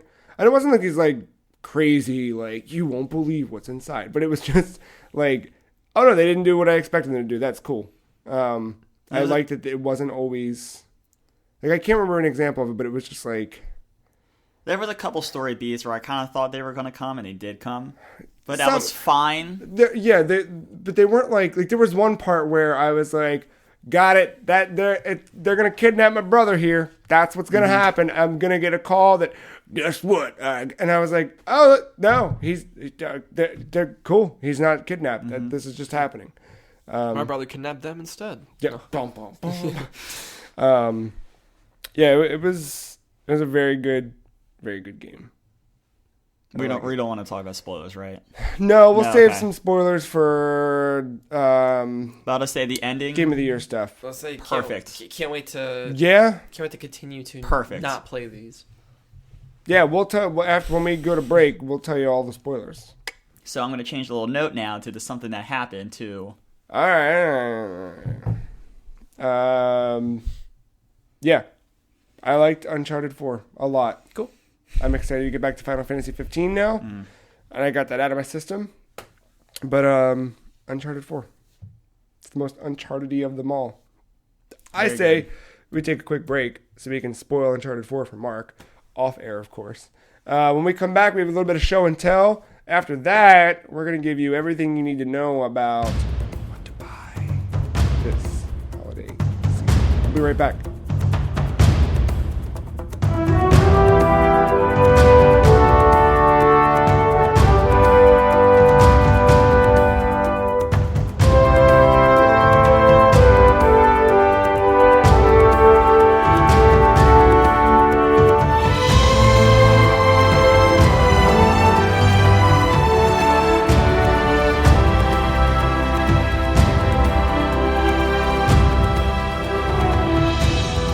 Welcome back to the Free Cheese, episode 176. Before we jump into show and tell, I'm going to teach everybody listening a little podcast trick.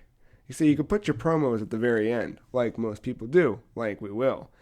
But if you really want to get your promos in there, you put them right here in the middle. Because people don't want to fast forward and then maybe have to miss something and rewind. That's just too much work. So you listen to all this bullshit. At the end, they can skip them. They're like, this is the end. I don't have to listen to this part. No more content after this. I see what people do it in the beginning now, which isn't bad. Like it's like, yeah, all right, I'll listen to it. Yeah, I'm here, right? So, old podcast trick number 93. Listen to some things that happened.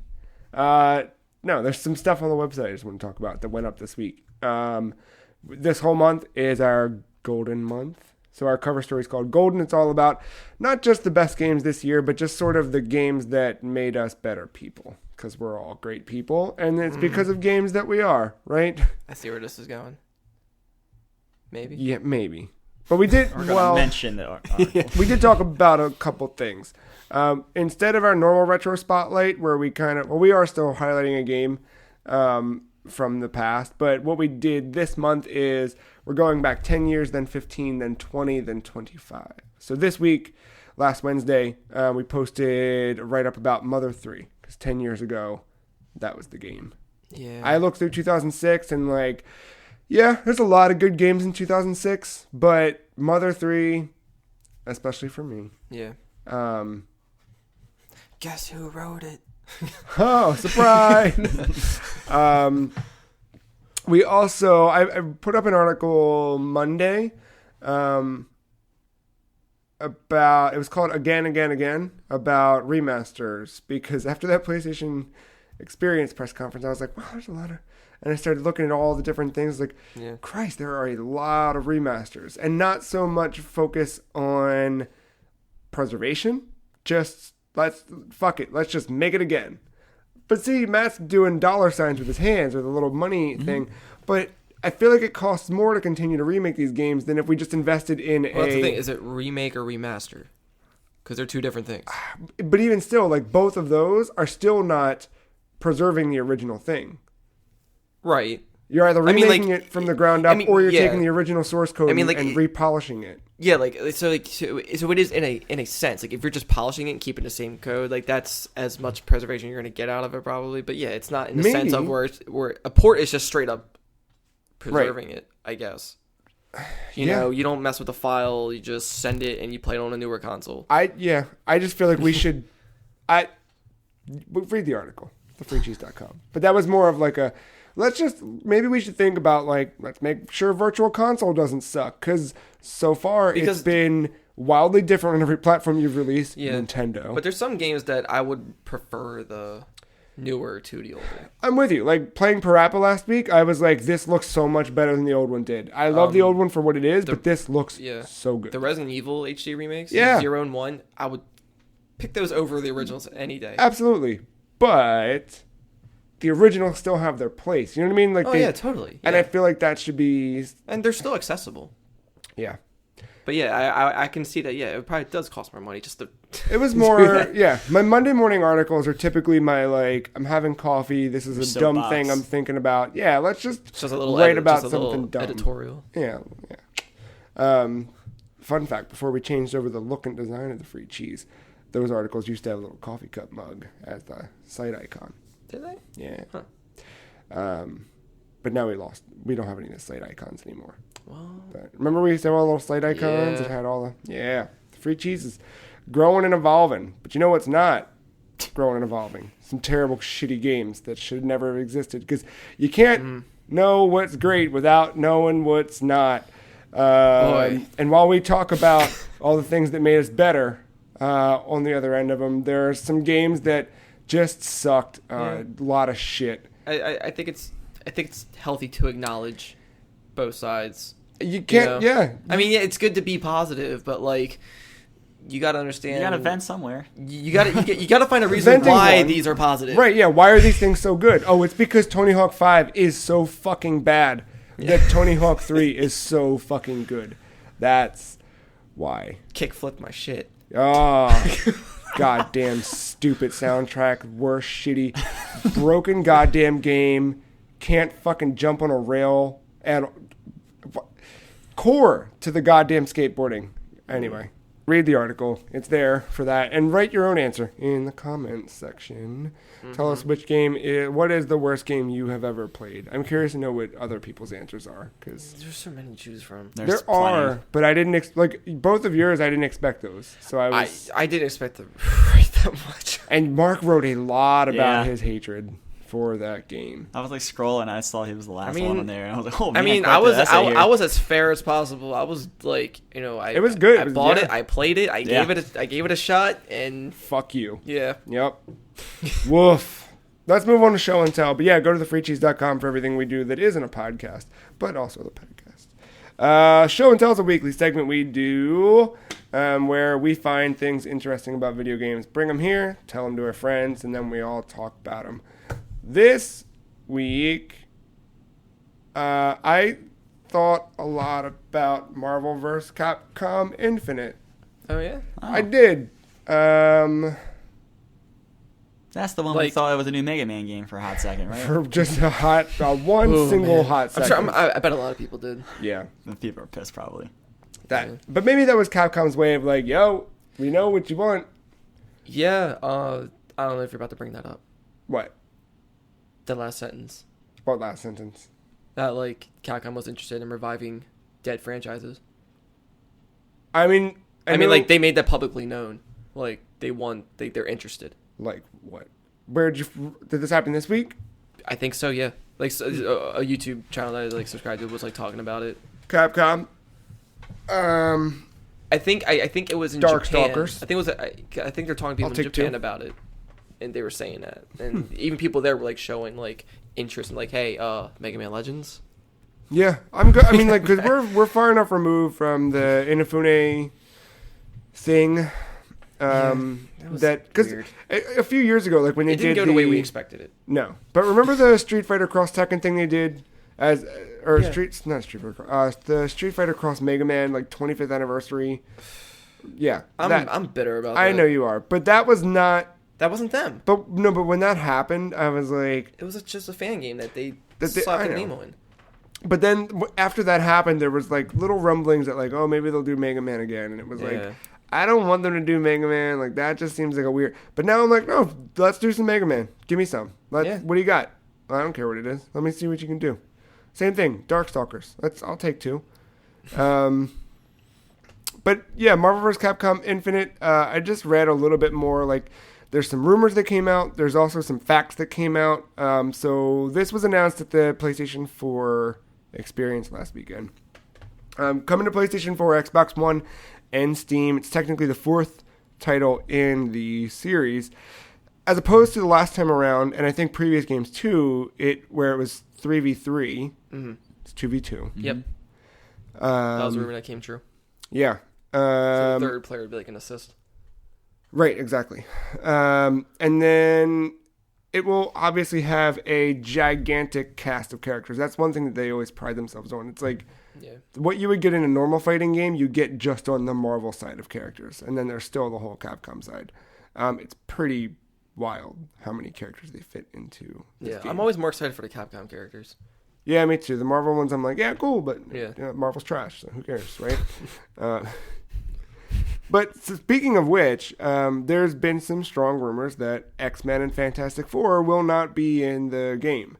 But then I heard that they are. And then I heard that they are DLC. As DLC, because that's the only way that Marvel can make money on them.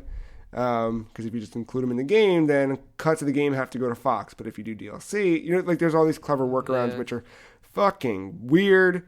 But that's a rumor that's happening. There's also a rumor that Doctor Strange, Rocket Raccoon, Ant-Man, and Groot are all going to appear, which none of those names surprise me at all because those are big properties that Marvel wants to promote now. Would Ant-Man be a playable character or like an assist? I can see him being more of an assist, but I would love for him to be a playable. I think he was an assist in previous games. He was right? he was Hawkeye's special. Right. He flew on the arrow and then became giant, stepped on. I bet he's playable. If he's playable, it'd be cool if you can switch between like normal and small, and then your special's like big. Big, yeah, that makes sense. I think game is gonna shape it to be something cool.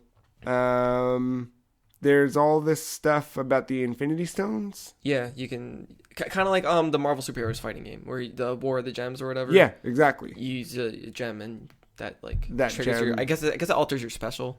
Yeah, it's what it seems like. Because in the gameplay, that trailer they showed off Ryu with the power one, and they showed Captain Marvel with the time stone. Makes sense.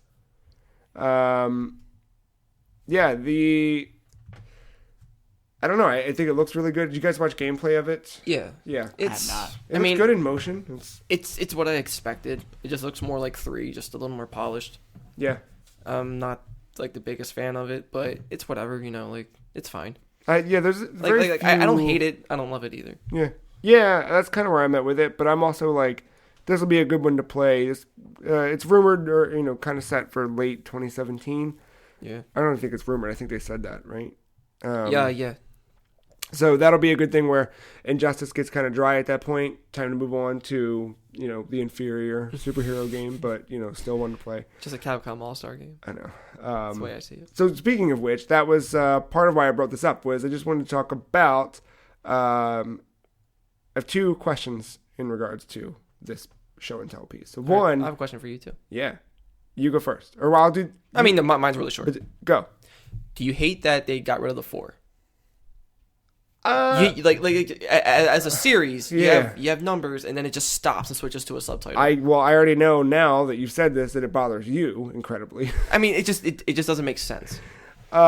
Here's why it makes sense to me. Okay. Because when you call it Marvel vs. Capcom Infinite, you no longer have to make another one. Much like Microsoft Office 365. You don't need to make another one. You just make the platform once, you build the engine, and then keep charging for characters. It's the subscription model. So in that regard, makes total sense. Do I like it? Probably not. I wish they would have just done 4. That's not the world we live in anymore. But movies do that too. Yeah. You know, you get like a 1 or a 2, and then all of a sudden it's like it's either just a 3 or a 3 with a subtitle, or Well, just that's the typically subtitle. where like the director got drunk and like fucked like somebody's aunt or something, and then they were like, "You can't come back and do these movies anymore." And he's like, "Well, if I'm gone, fuck you." Make a big stink about it, and then they're like, "All right, we got to call this one just subtitle something. Don't make it." And the other thing behind, like, at least with the movie industry, if you keep numbering something, it's going to intimidate the audience, thinking they need to see like the first 5 if you're at 6. That's fair too. Yeah, that's a good point. I don't see a problem with that. Us, the nerds, no. The general person wandering into Best Buy, Target, Yeah. wherever you buy your games, maybe. I'm actually a little foreshadow of our next segment. Yeah. I take that into account. Ah, okay, Mm-hmm. I got you. Mhm. I forgot about the next. I was like, what next? Oh yeah. I was saying, it's like for all these podcast episodes, should we not have an episode number? Should it all just be titles, so it doesn't intimidate somebody to go back and listen to all 175, 76? I bet there's someone who's doing that. I was going to say, I actually did that with Podcast Beyond. I felt like I didn't know some of the inside jokes, so I went back and listened to every single one I get my hands on. Not all of them, but all the ones I can get my hands on. I would only do that to like very few, and it depends how many there are. Yeah. Like right now, like I'm listening to like one that's where I do like a D&D session. Uh-huh. They're like on episode 30 something. So you can go back. That's not too far to go back. Yeah, like I'm on like 20 something now. Yeah. You can catch up pretty quickly. But what he said about the platform, that's why they're doing it. Yeah. I assume that's why I mean, they're doing I get it. why, but I mean, like, just I'm saying, like, I I, know, I just didn't know if it still- was like if it just bothered you or not. It does a Well, little they bit do where it I'm kind of right.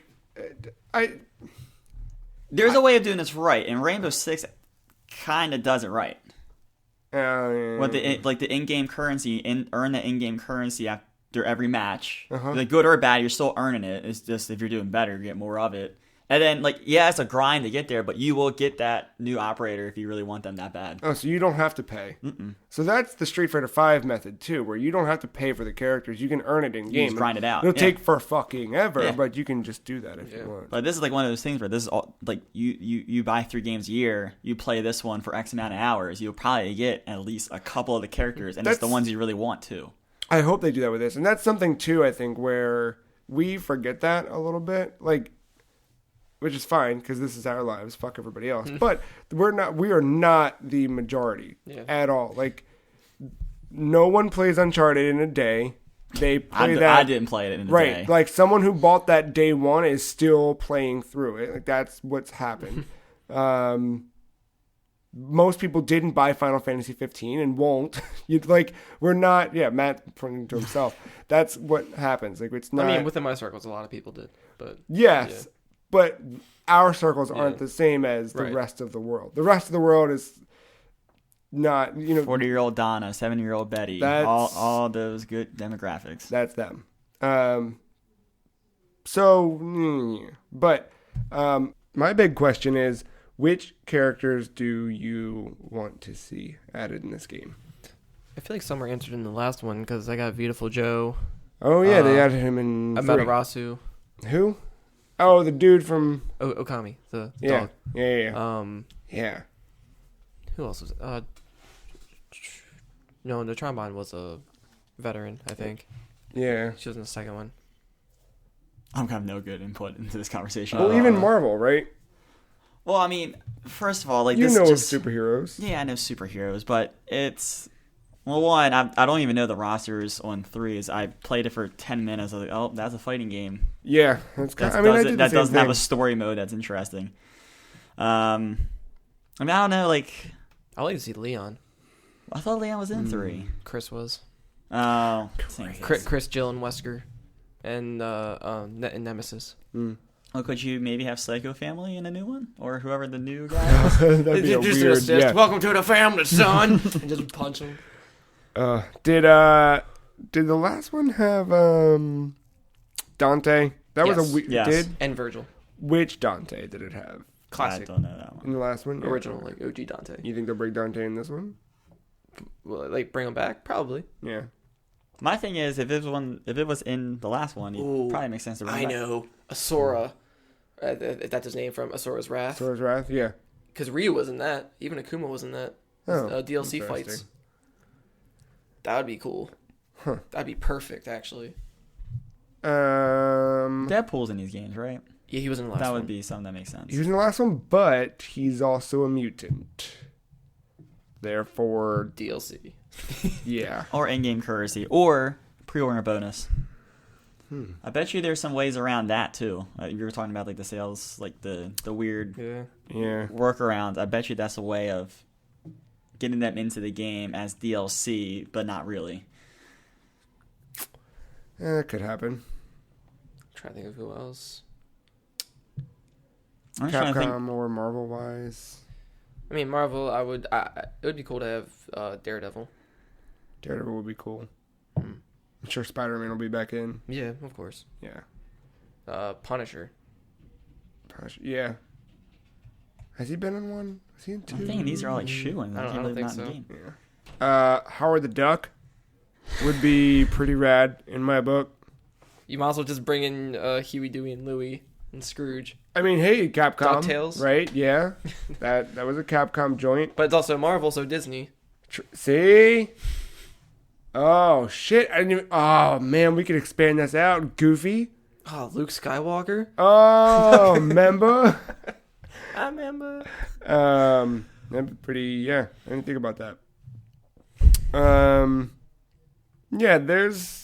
It would be interesting. It's going to have Xfinity support. No, what's it called? Disney Infinity. Disney Infinity. Xfinity's Comcast. Xfinity's Comcast. Oh man, It's going to have Disney Infinity support. Yeah. that'd be funny. I think... Oh, why can't I think of his name? Beck would be a shoo-in.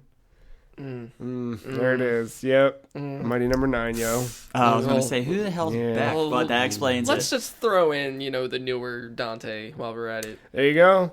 I didn't mind newer Dante. I played that game for a couple No, of it's hours. a fine I game. played it for it's an just one of hour. those games It was free. It's one of those games that gets plagued with like, if this wasn't called Devil May Cry, this would have no problems. Yes. Very true. Maybe some Phoenix Wright. He was in the last one. Shit. I mean, he has other What does characters. he do? What does he Yeah. do? Just yell? Yell and Yeah, point? just yell and point, and then you... You also had Frank West in the last one, and he would did he have- would take pictures, baseball bat, that whatever. was cool. I liked the shopping cart attack. I actually surprisingly know more than I thought, because I do watch the tournaments See? on Twitch. Probably characters from rival schools, I was just thinking that. but Sakura was like the only one Yeah. that anybody would know. But you could build... Here's what you do, right? You throw them in. Yeah. You build up the knowledge of rival schools. Oh, definitely. Yeah. Get people all hooked. Like, man, what is this? I would See say the sales go. If you preserve things, you use something like, I don't know, Virtual Console or PlayStation Network for PS1 Classic. I would say bring back Cody Who? from Final Fight, main character. Oh, yeah. I mean, I know they had Hager yeah. in the last one, but like also bring back Cody. Arthur. Yeah, he was in the last one too. Mm-hmm. Probably someone from Onimusha. I Hmm. mean, maybe the first one. Have a Samanosuke. Yeah.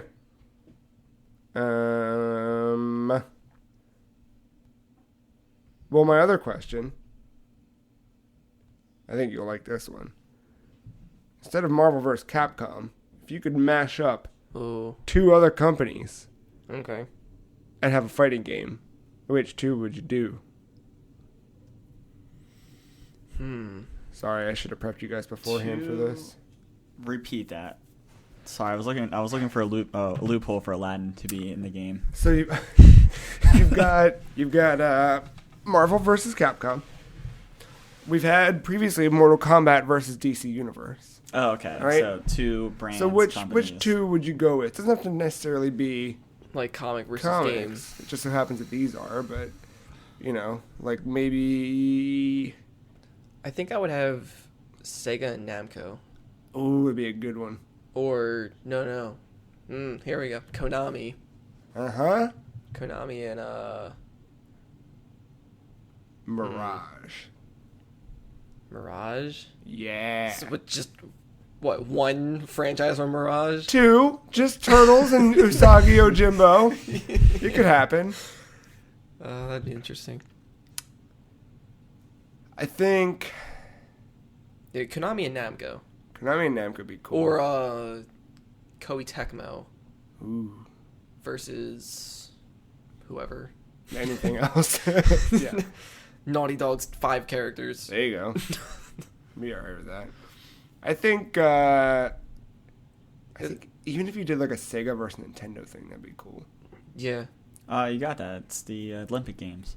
Oh right, yeah, I completely forgot about those. Never mind. Like, cross that off the list. like saying Smash Brothers, I have a more traditional fighting game with Nintendo characters. Yeah, I like kind of what they tried to do with Pokken, where they kind of did.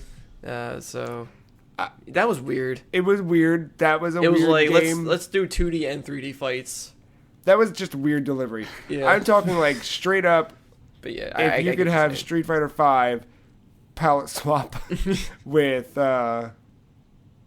It would be cool to see a third party take on Nintendo characters. Yeah. To make their own fighting in that game kind out of it. way. Yeah. Not in a Castlevania Judgment sense. No, definitely not. No one was asking for that. No one will ever No, ask but it'd for be cool that. to see like a different Mario, like a more matured looking design, or God, they'd never let that fucking fly. have Link But look that'd be weird. more like fantasy driven. Oh yeah, yeah. You Throw know, him like, in. have like spiky feathers coming Yeah. off. Like I don't know. Like, No, that'd be cool. Something I just thought about. I mean, Mortal Kombat's already started to do this, but like actually bring in a full cast of like horror villains versus Mortal Kombat. Actually, like just do it. Get all the licenses. there was like that fan game during I like like a horror movie fighting game. Oh, that'd be cool. They're actually working on it. Like it's a I don't know if it's still a real thing, but that was cool. But I was like, one character I always wanted, Ash Williams.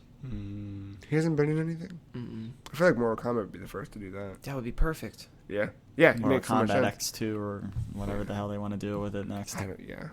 Yep. Well, they did that with. They did Freddy in 9, right? Mm-hmm. And then Jason in 10, and also like Predator and. Leatherface was in it. The Predator was in I don't it. understand Leatherface. I don't understand like the fanboyism behind it. Yeah, I don't get that one either. He Texas barely Chainsaw he Massacre? barely killed anyone with a chainsaw. First of all, his most iconic part is at the very end of the movie where he's just wailing it like an idiot. Yeah, Yes. exactly. I love While just the watching girl makes way on the footage of truck. I was like, why is this a massacre? There's Just nothing swinging around massacre a with a chainsaw. chainsaw about this. You gotta keep in mind it was the 70s, right? So like you Right, kill 2 but- people and it's a massacre. I guess. Everybody's gonna freak out because 2 people get hacked up with a chainsaw. But, like, the chainsaw is in the title and it's barely used. Yeah. This is weird. No, you're right. You're right. Stupid Leatherface.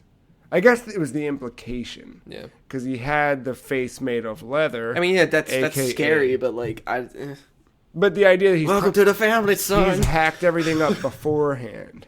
True. You're just not seeing it on camera. That's 'cause you- stupid. Then what's the point? It's a movie. Like that's what you want to see. I know. No, but he's definitely not as iconic as Oh. like Jason or Michael Myers or. Here we go. Lego versus Mega Bloks. Oh God, damn it! That'd be. Or Lego something. vs. Connects. Remember Connects? Oh god. I loved Connects. I did too. I bought that roller coaster with my sister once. That was a good one. Never had it.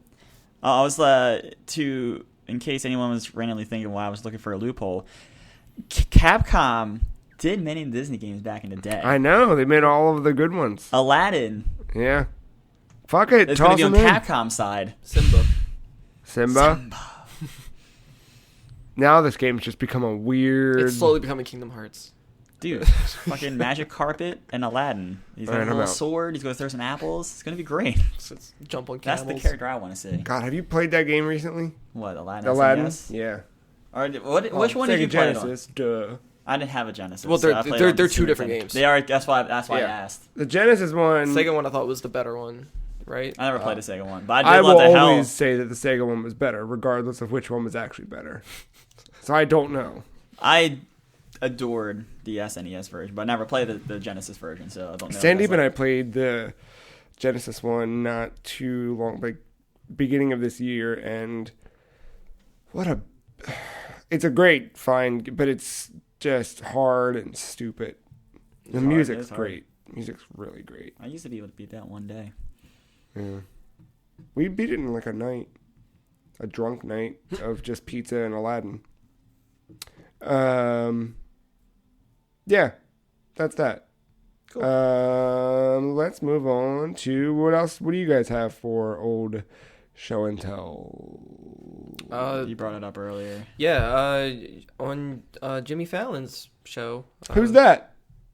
I know. He's a guy in a suit. And then my second favorite person in the world. Second favorite? Mhm. Who's your first favorite? Justin Timberlake. Of course. As Joe This sits, is well known around work Joe too. sits, faces the wall, and contemplates life right now. I just don't know anything anymore. Why do you think I kept bringing up NSYNC earlier? It all makes sense now, doesn't it? Just running through, you get that picture of you when you were a boy. The blonde hair, the frosted tips. I didn't have no. My hair was already like blonde, so I don't have to worry about that. I mean, if we want to swap NSYNC stories. Oh, God. When I first discovered him, I didn't know what a boy band was. Yeah, me too. So I bought the cassette tape, loving, tearing up my heart. And then I bought the CD later, and I showed my brother's friends, like, you should listen, this is good. And I'm looking back, I'm like, and because I bought the VHS tape too, where they played live. Damn. And I was like, was it Madison Square Garden? I don't know. It's just, I saw the crowd, I was, Was like, it VHS hey, or DVD? where's all the guys? Where's all the instruments? No. They They just dance. Oh, they singing, oh, fuck. That's good. But I like it now. I don't believe in guilty pleasures anymore. Yeah. Fun That fact: me and Justin Timberlake shared the same birthday. Really? Mm-hmm. More fun fact. I got... Hot screams. I do have hot screams. I got the No Strings Attached for my birthday. Everyone got that album. The same birthday that I received Kirby 64. Is And that your background music to playing I Kirby? played through Kirby, what was it called? The Crystal Shards? Yeah. I played through that. That was actually a good game. Yeah, I like that one. I played through that with No Strings Attached, playing on my little boombox. And then later that afternoon, I stapled my hands together. That's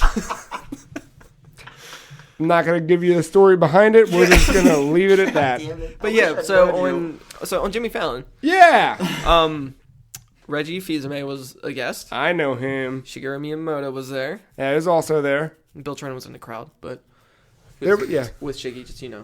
because nobody can actually sit next to Shiggy. yeah. No, you got yeah. But yeah, so I remember they debuted. I think it was they debuted something Nintendo like on there before. I can't remember if it was a 3DS. It was when Jimmy Fallon had the Late Show, the later one. I don't know if it was a Wii U Not or the Tonight 3DS. Shows. What did they call? Is it the Late Show? I can't remember. Yeah, the late night show with Jimmy Fallon. That's it. Yep. Yeah. But it's not the first time. Right. But this time they debuted the Switch. Yeah. And, well, before that, Mario Run. Mm-hmm. Right. So they show off Mario Run. Yep, played that. No, looks great. Yeah, I played the demo of it. Lucky. Because they mentioned on that show, they're like, yeah, and if you go to and like, you can go play the demo now wherever, and it's like, oh, cool. Yeah. I'm not making it there to do that. I'll just wait. I played the demo. It's fun. It's a little weird because you're used to Mario, like you're used to, and like he's just running on his own. Yeah. So I'm also used to like the double jump, and this one doesn't do the double jump. I thought you took a little, like the little He does spin. a little spin, yeah. How do you do? Is that if you double tap? You just like, tap once, tap okay. twice, and he spins. So like playing it, it kind of breaks your brain a little bit, but it didn't take long to get it, and it's good. Yeah. It's a fun. Neatly done. I'm For very, Nintendo very, mobile very. game, it looks good. Yep. I'm very excited for Thursday. I'm very excited for Yeah, this. it's coming up. Yeah, I mean it's only a couple days away. I think it's a rad game. They're gonna Game have, of the Year nominee. they're gonna I have. don't know if it'll be game of the year. You give me mobile game of the year. It has a chance. That's the only thing Yeah. I've played this year that is. Yep. That's not Miitomo. Hearthstone. Oh, you know what? No, Miitomo. I think. Anyway, Hearthstone doesn't count because it's not a game. Yeah, Super Mario Run. They showed that off. Yeah, it looks good. Yes. And then they revealed the Switch. Yeah. And when it first started Took off, another question mark block. yeah. There's also a rumor with that, by the way, if you haven't heard about it. What? So people were thinking about the 720 resolution when you played on a dock or whatever. There was a rumor that there was a dock that does 1080. And Like it'll output, like because it was like something like, it gains a little more power when it's plugged into the dock, so therefore it can output higher than it can display on the something like that. But rumor. But that's horseshit because Nintendo already said that dock is not going to give more power. The console is the handheld itself. That is fair, Well, then maybe it's But- that And does now it. it's Not going to the get dock? crummy for the developers to want to develop for this hybrid. I wonder if it's a thing I'm where sure they knew beforehand, before any of this started. No, but I wonder if it's a leaking, thing. Like, think whatever. about just like something very simple that's universal, like YouTube, right? YouTube, no matter which device I go on, I can view the content however I choose to view the content. I can click a button and I tell the video codec to play it back in 480 if I want to versus 720 or 1080. So if I'm a developer, I just develop in 1080. I go for it. We've already seen there's been some developers coming out and saying like, I'm making a game in Unreal 4 and it's coming out on the Nintendo Switch. So if it can, like... I've heard a lot of third parties saying like how more easier it is to work with this Yeah. than previous Nintendo systems. I bet it's something like they make it in 1080. Well, no. The device itself plays in 720 when you're on the go and it's not docked. When it's plugged in, it's outputting. It seems pretty much confirmed. I mean, I'm fine either way. Yeah, if it's all 720, like I'm fine with that. But I don't think it will. I think like it's 2016. They have to output it that. I mean, and I bet looking from what it looked like that was USB-C charging it. It's all but confirmed at this point. We won't know till January with all those right. specifics. But it seems like USB-C out, which is gonna output it a good. You know what I mean? Like everything's seeming like you're not necessarily gonna get a boost in power, but the fact that you don't have to provide power to illuminate that screen to blah blah blah blah blah, like I bet. I just don't like this. It's just something where Nintendo came out and said one thing. Now there's rumors that there's some contradicting it. I bet that it's not like they have to be very careful with what they say and how they say it. Yeah, you know how many times they said Breath of the Wild was coming out? Right. Yeah. But if they came out and said, yes, plugging this into the dock will improve it to blah blah blah quality, and it's actually maybe some games will output it full 1080, maybe some others won't be full. Like there might be some weird discrepancy where they can't consistently say. And this always happens. There's always rumors that come out that are either batshit crazy or we're getting real close, but this is like the time where if you have to get out these kinds of bad messages, we're getting to that time where it needs to come out now before your actual. They're not gonna do it. It's gonna be next month. Yeah, January 12th. Yeah, I mean, I'm. They also here's the thing. They cannot put a console out in 2017 that does not plug into a TV and output at 1080. It's just, it has to. It's just impossible. So, yeah, I don't know that it's going to give you a boost in performance like a great one, but it probably won't even be noticeable to be honest. But I think you'll see visual. You know what I mean? Yeah. I mean, like it could probably output to that resolution, but like you probably won't even see a graphical difference depending on how the game is made, especially if it's a Nintendo game. Yeah. I'm just getting more cautious about going. I'm getting more cautious getting into this event than I am more optimistic now. Still optimistic, cautiously optimistic though. It's gonna be a great time. But yeah, Jimmy Fallon, he played some Zelda. Yeah, like Reggie was playing it on the screen at first with the Pro Controller. Yeah. And then Jimmy was like, he was so eager to play it, and then... I know he kept saying like, okay, let me play the fucking thing. And then they switched. To... Waiting 2 hours to do that, haven't you? Yeah. You're welcome. To the handheld, and Jimmy got to play that, and we actually got to see gameplay on the handheld. Like, yeah, real Zelda right gameplay right there. Not simulated in a trailer. Yeah, it's not doctored in any way, and it was great. It was so rad. Thursday morning I got me watched that and I excited. was like, oh shit, this is gonna be reality. And he was in less excited. than Like 6 months. he was being a real geek about it all too. Yeah. Like he knew. I was like, good. Yeah, I'm happy. Did you see the thing? It was like a little gif of him at a basketball game in the stands with some dude, and No. he's sitting next to some guy, and he's like doing his Jimmy Fallon thing where he's like over animating and like explaining something. He's in the crowd of a basketball game, and you see him, and his hand motion goes like this. And sorry, listeners, you're not in the room, but he's pantomiming, like his hands going forward on the sides of this thing, and he's like pantomiming, like holding it, and then he sets it down, does the kickstand motion, and then grabs the buttons on the side and slides the controllers out, like to animate this for someone. Like, yeah, this is what this thing is. It was fun. If you just, I bet if you Bing, just a Jimmy Fallon Switch Cavaliers game, I think that's where it was. That's cool though. I mean, probably the Knicks. because that's New York. I know, He but has to stay in New York. But I feel like it's a Cavs game. It might have been Knicks at Cavs. Oh my God, the Knicks and the Cavs played each other the other night. It was. Tell me I'm wrong. Tell me I'm goddamn wrong. We just figured out the game. It was also a Knicks game, so I wasn't wrong either. See, I'm the best. Sports. See, look, it's good to have me around for these types of things because I know. that was important. That was the most important thing of all of the things. Yeah, that was I'm excited about Switch. I'm excited about Mario. That's why I'm just like I'm ready for next year. Just, Yeah, I'm ready. I'm excited about Nintendo in general. So weird. It's good. I'm thinking about myself because I'm because excited. it's like they're on that. It feels like they're in this plane now where they're like, hey, Yeah, we learned from our mistakes. Yeah. Let us prove it. exactly.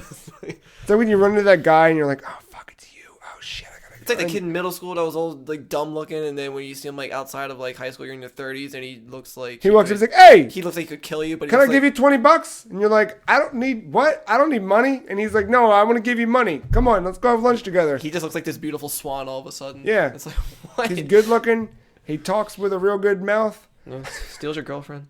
No, but then he only steals her to surprise her and take her out to, just make her have a nice day. And then he comes back and he goes, hey, here she is. She had a nice day. Hope you had time to do things you wanted to do. Now you guys can enjoy them together, and I hope you have a happy life. And you're like, damn, dude, you were Thanks, Ryan Gosling. Yeah, thanks, Ryan Gosling. It's good to see you again after all these years from middle school where we went together. Are you still listening to No Strings Attached and playing Kirby 64? Me too. What's our next show and tell topic? I think that's it. All right. Yeah. I had another loose one, but it was not really well thought out. Go Lucy Goose. Old Loosey Goose. No, I was kind of curious about what you think Sony's up to. We saw a little bit of their internal first party. Yeah, I know. It's all a good. This whole experience. It's all good. 2 days. Good experience. It's true. But we still have no idea what's Sucker Punch doing. Well, no. I mean, I'm not really worried about it till E3. Yeah. I'm just not eagerly I don't need to know anymore. I don't need to know, period. Just tell me when there's a release date, and let's make sure we actually hit the release date. Yeah, that's good. I don't even want a release date. Just release the game. Oh, you need a little hype train. You need a little bit. You give me hype the day before. Do the Fallout thing. And as at E3, come out in October, September, November. Come out that same day. But you gotta be a good game. That's the key. You can't be Fallout 4 is a great game. False. You know what's great? Taking breaks. Let's take a break. When we get back, we're going to give you our holiday buyer's guide. If you were going to buy a game for any platform, the best outro ever. Be right back.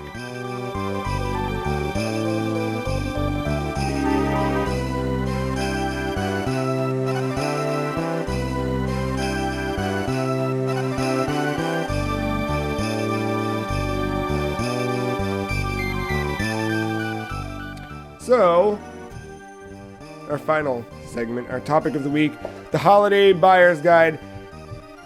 Matt, you want to set this one up? Yeah, I was browsing around on the internet, on the internets.com. And then I think it was on Kotaku I saw it, a little holiday buying guide. Yeah. And it was top 12 for a PlayStation. And I was like, I agree with some of those games, some of the games I don't. And then I thought, well, what if we made our own suggestions for our holidays buyer's guide? Damn straight. So we're gonna kind of go platform by platform here. New era. We're gonna go the newest consoles and then handhelds, Vita and 3DS. Yeah. And we're each gonna kind of recommend a game. Yeah. If you were buying a game, their first game on that console. They just received the console, now they're getting their first game. What would that game be? What would you gift? What should you get if you're given one of these two? Mm-hmm. If you wake up, you open up a present, and there it is, a brand new Nintendo GameCube. What game should you buy? GameCube's not on this list. We do have a list of 15 rad. Oh boy, don't get me started with GameCube. We do have a rad GameCube list though. Freecheese.com. Go check it out now. But yeah, let's start with PlayStation 4. Should I lead off? If you want. All right. In theme of the remasters, I want to give this person a taste of the PlayStation ecosystem. PlayStation thrives on the storytelling. Their first-party studios, I feel, do a really good job of it. Okay. So I don't want to It's very Sean Layden. suggest Uncharted 4 because you need the other Uncharted's. And Okay. I'm not going to actually suggest the collection either. Okay. Because that's just, I think there's a better storytelling experience, and that is The Last of Us remastered, of course. Let's see where it all began. So you still get that Naughty Dog. You don't have to go through all the games. Yeah. And there's a killer multiplayer if you still want to play it. And if you get a PS4 Pro, you get bumped up little HDR action, right? I don't know. That was on the remaster. I feel like it is. I feel like they got a patch. I stopped paying attention at that conference. I know. I didn't care about the PS4 Pro, but I feel like the Pro is something that people, if you're buying a new one, you might as well buy the thing, right? Yeah. So if that's the case, I think you do get a cool little bump for HDR. Yeah, The Last of Us is, that is not only one of the best of last generation, but of all time, just stories told, delivered. Like, that is probably game endings of things in general is just, Perfect. Yeah, that's a good pick. If you're getting a PlayStation 4, I know there might be a cop-out because it's not like a PlayStation 4 exclusive title or but whatever. It is good. Hey, here's what the PlayStation 4 can do. But it is PlayStation is. It is an exclusive still. Yeah. And then Naughty Dog was the one who ported or raised it up too. It wasn't you're still getting your Naughty Dog authenticity. Yeah. Cool. Mark? I think mine's kind of in vein with, or similar with what, with your idea, Matt. Kind of like, taking an older title and putting it on a newer console. Ratchet and Clank. The new one. Yes. Here's the thing. I've never played this series. Sure. But I feel like when it comes to a video game, like, starter pack type deal, I always feel like some kind of platformer is like a good balance. Especially for like a 3D platformer type deal. Like, you get a sense of adventure. You kind of get a gist of like, all right, where do you want to go from here? Do you want something a little more simplistic? Do you want something a little more complex? And then from there, I'm like, oh, well, maybe I want The Last of Us now. Yeah. Or maybe I want something a little more 2D, or I don't know. And they're approachable. They're all depending on the player. But I feel like you understand what it is. Yeah, to me, it's like if a Nintendo game looked like a Mario game, like that's how I see it. Huh, that's good. I think similarly to that too, to the 3D platformer thing, PlayStation 4, I've got to recommend Knack. Fuck you. You get ready for Knack 2 before that comes out. Somebody once told me the world was going to roll me. If you don't, if you want to break your PlayStation day one, I guess you can get Knack, the hard resets, the freezes, you could. All that fun stuff. But that's kind of what I would recommend, is definitely Knack. Just kidding, it's Bloodborne. It's Bloodborne! Why would it not be Bloodborne? Be the only game that matters in the world is Bloodborne. And the only platform you can get it on is the PlayStation 4. And it's a great game for all ages, for any skill level. Yes. I think Bloodborne, obviously understanding what you have to endure to get through Bloodborne. But in a month where we're highlighting those that make us great and those what define greatness in gaming, that's a PlayStation slogan, right? I think Bloodborne, it exemplifies that. Greatness awaits. Greatness does await within Bloodborne, the power within. But yeah, Bloodborne completely changed the way I look at video games, period. Like that. And it's so weird because for years, like, so many people said these hyperbolic things about anything that Miyazaki had done in the gaming space. Between Demon's Souls, Dark Souls 2, etc. Did you hear that rumor as well? Sorry. About them doing Dark Souls 3 on Switch. Yeah, I did. Yeah, actually, Ben texted me about it. Yeah, that's where I heard about the whole 1080 thing. That was why. Yeah, which is... I heard the whole trilogy remastered. Well, that name was on that partner list, wasn't it? Yeah, so maybe. But this is one of those, I'll believe when I see it type thing. But yeah. Everyone had always said these things about all of these different Souls games, if you will. And then Bloodborne kind of just like changed everything for me because I was like, oh, this is like a weird, cool, gothic Edgar Allan Poe Nightmare Man thing. I can do this, and I played it, and it really is like the gameplay's really. I can't even begin.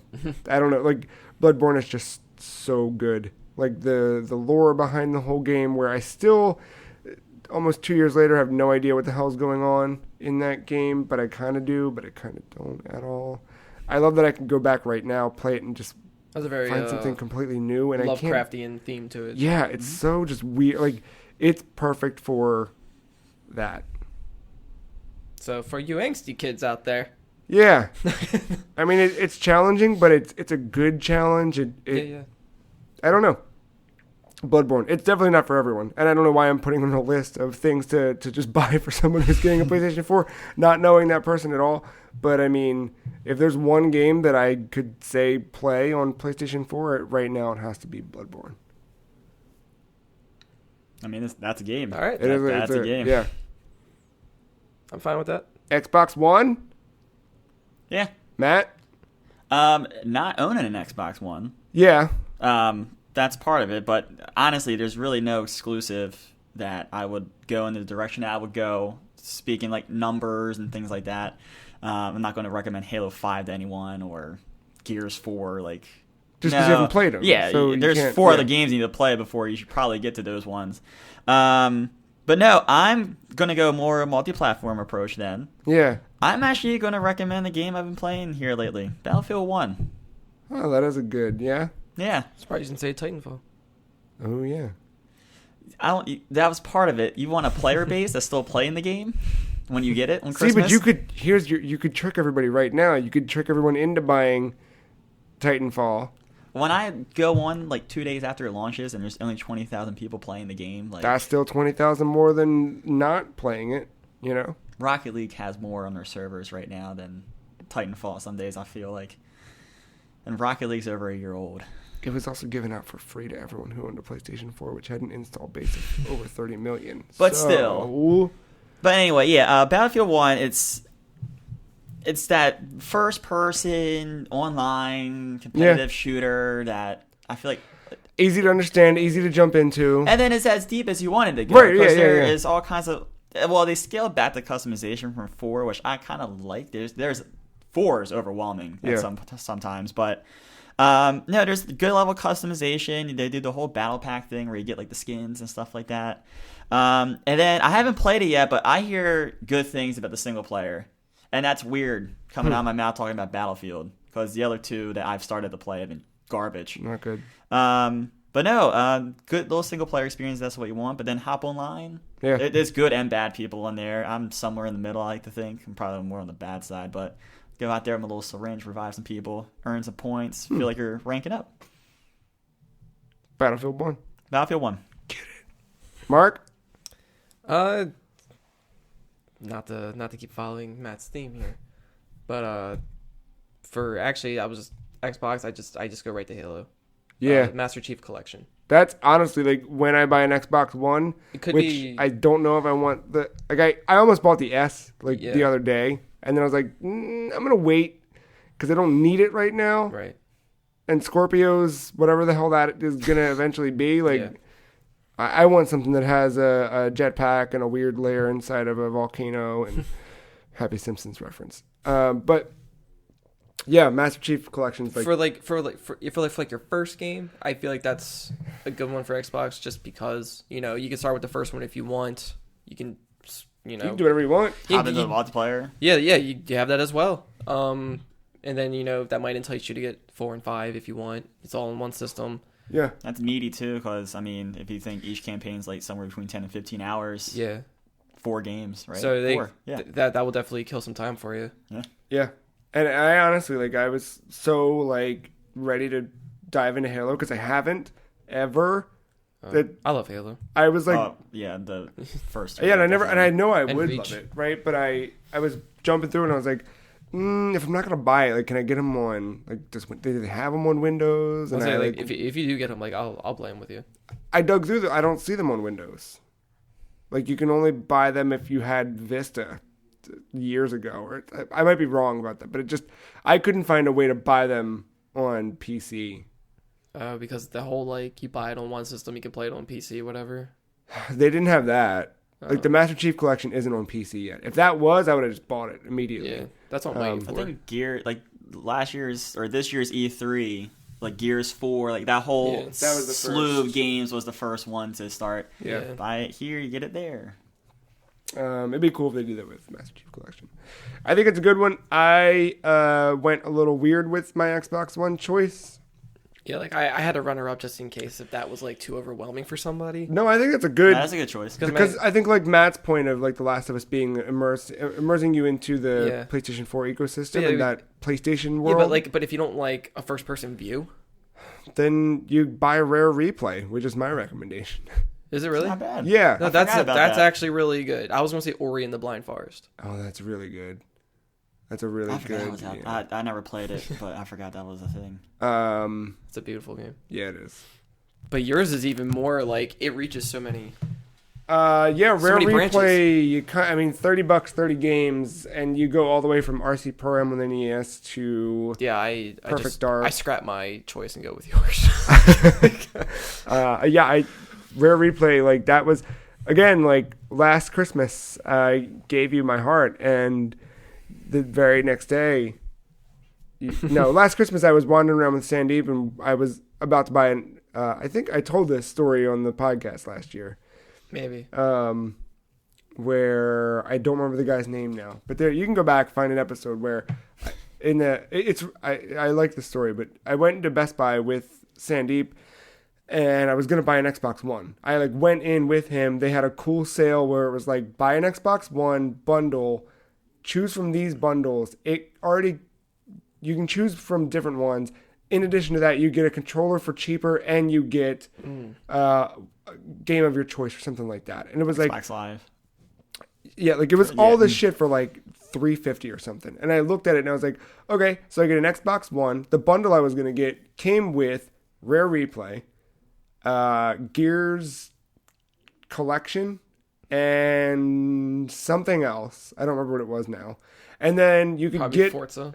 Something like that, right? And then Best Buy had the part where it was like, oh, get another game that you want.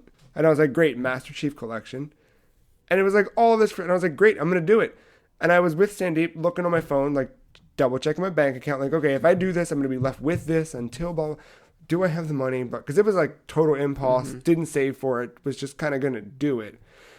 I'm talking with him about my finances, and then some guy wandered up and was just like, you doing all right? And I was like, yeah. And then go back and listen to the podcast from last year. But that was this guy just kept badgering. Like you guys okay? I'm like, yeah, just trying to figure out if we're going to, all right, cool. If you need anything, just let me know. Leaves, comes back. You guys doing all right? Like, yeah, just trying to, look at my money and see, oh, well, if you're going to spend. And it was like, he's like, oh, do you have enough? Or Just like trying to pitch a sale the whole time? Yeah, and it was like, one, you work at Best Buy. You don't work on commission. Why are you doing this? Two, my finances are not, because, he said, how much are we working with? And I was like, no. Oh, that's a lovely question to ask. Goodbye. Go fuck yourself. That's how much we're working with, you fucking idiot. And then I didn't buy it because I was so disgusted by the whole thing that I was like, no, I'm going to just. It's kind of a valid question, but at the same time, yeah, like, I can see why, like. It was still just like, dude, just. Because he just wanted to help. Did he, or was he just bored and saw people standing there? Sure, it's that too. I'm sure he just wanted to look like he was working, actually doing something. I was like, I don't know. I'm very particular. Like, when I give you a very clear cue of, hi, we're good, we're talking about. Right. And it wasn't like 30 minutes had passed. It was about a minute and a half. That makes sense because like I was at a restaurant earlier with my mom and like our waiter served us, but then we had like two other people like check in on us within like 10 minutes because I was like, what? Like one was like a manager, one like right. It was weird. It's fine like if you do that with some time, but this was literally like minutes apart. Yeah. Like the first thing was like Sandeep was wandering in one direction. I was in the Xbox section on my phone talking to Katie, just like, hey, yeah, Best Buy, gonna buy an Xbox One. Sandeep and I are looking around, see you in a little bit. And as I'm in the middle of a conversation with my phone, like in my ear, talking, this dude comes at me on the phone side of my face. He just had no consideration. Sees that I'm on the phone. He's like, "You doing okay?" And I was like, "Yeah, I'm on the phone. Yes, I'm fine. Thank you." Not being rude, but I'm having I'm good. Thanks. Appreciate it. Cool. If you need anything, have you ever played? And I'm like, yeah, I'm on the phone. Thanks. Because I feel like I'm generally nice and just amicable, but I was just kind of like, yeah, okay. And then I hung up the phone, and then he walked back. He's like, "Oh, what are you looking to buy?" And I was like, I don't know yet. I'm thinking about buying an Xbox One. What are you buying? And there's minute after minute after minute. The story I've just told took longer than him visiting me 6 times to ask me questions. Jeez. Yeah. And it happened that rapidly. But buy a rare replay. That's a good choice. That was my go-to. It was I almost bought it just for that. Yeah, I think it's a dope game. Which brings us to the Nintendo Wii U. This is tricky. This is an interesting one because I own one. Yeah, I played it for one game. Aria of Sorrow, game of our little game club. Yeah, we did a game club back in October. Yeah, that was the only reason. Is that your recommendation? No. Oh, what's your recommendation if you had to my buy... thing was I got it for one game, and yes, I complain about the stupid opening to the game, but I did get it for one game, and that was for Super Mario Maker. Is that your game you recommend? That's going to be the game I recommend. That's the game I recommend too. It's Mario. It's Mario, but infinite. Yeah. Yeah. Oh. But okay, yeah, the intentions are there and it's good. But the online random levels is kind of bullshit. And you know that every time we play it, there's the 9 out of 10 levels are really shitty. Either you don't have to do anything and it's really cool. Yeah. Or it's what the fuck is this? Or it's You're right. There's aren't there regular pre-made Nintendo levels though, where it's a world thing? A little bit.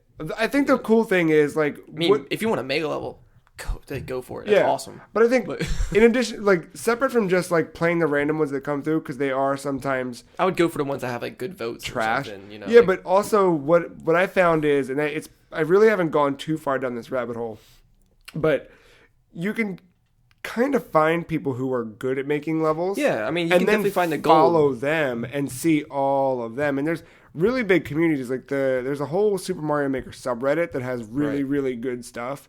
Now my question is, what do you call 7-year-old Timmy, whatever? Is he gonna know? 10-year-old Pete. But 10-year-old Pete. Is he gonna know how to do that? Honestly, I think at this point, probably to get the fullest experience. Yeah. So one maybe. I mean, that's true. Yeah. But also, I think 10-year-old Pete is also going to be content just making a level and then saying, "Mom and Dad, come play my dumb Mario level." And then Mom and Dad make a dumb one. Why do I do this? I'm the victim of my own demise. I think Mario Maker is solid because I think it grabs that nostalgia piece. Yeah, it's got the gameplay and it's got the creative aspect too. Because people just like creating shit and not playing. Yeah. Little Big Planet. Yep. Yep. Yeah. What was yours? It's fair. I was just cautious. Yeah, I was worried. I like it.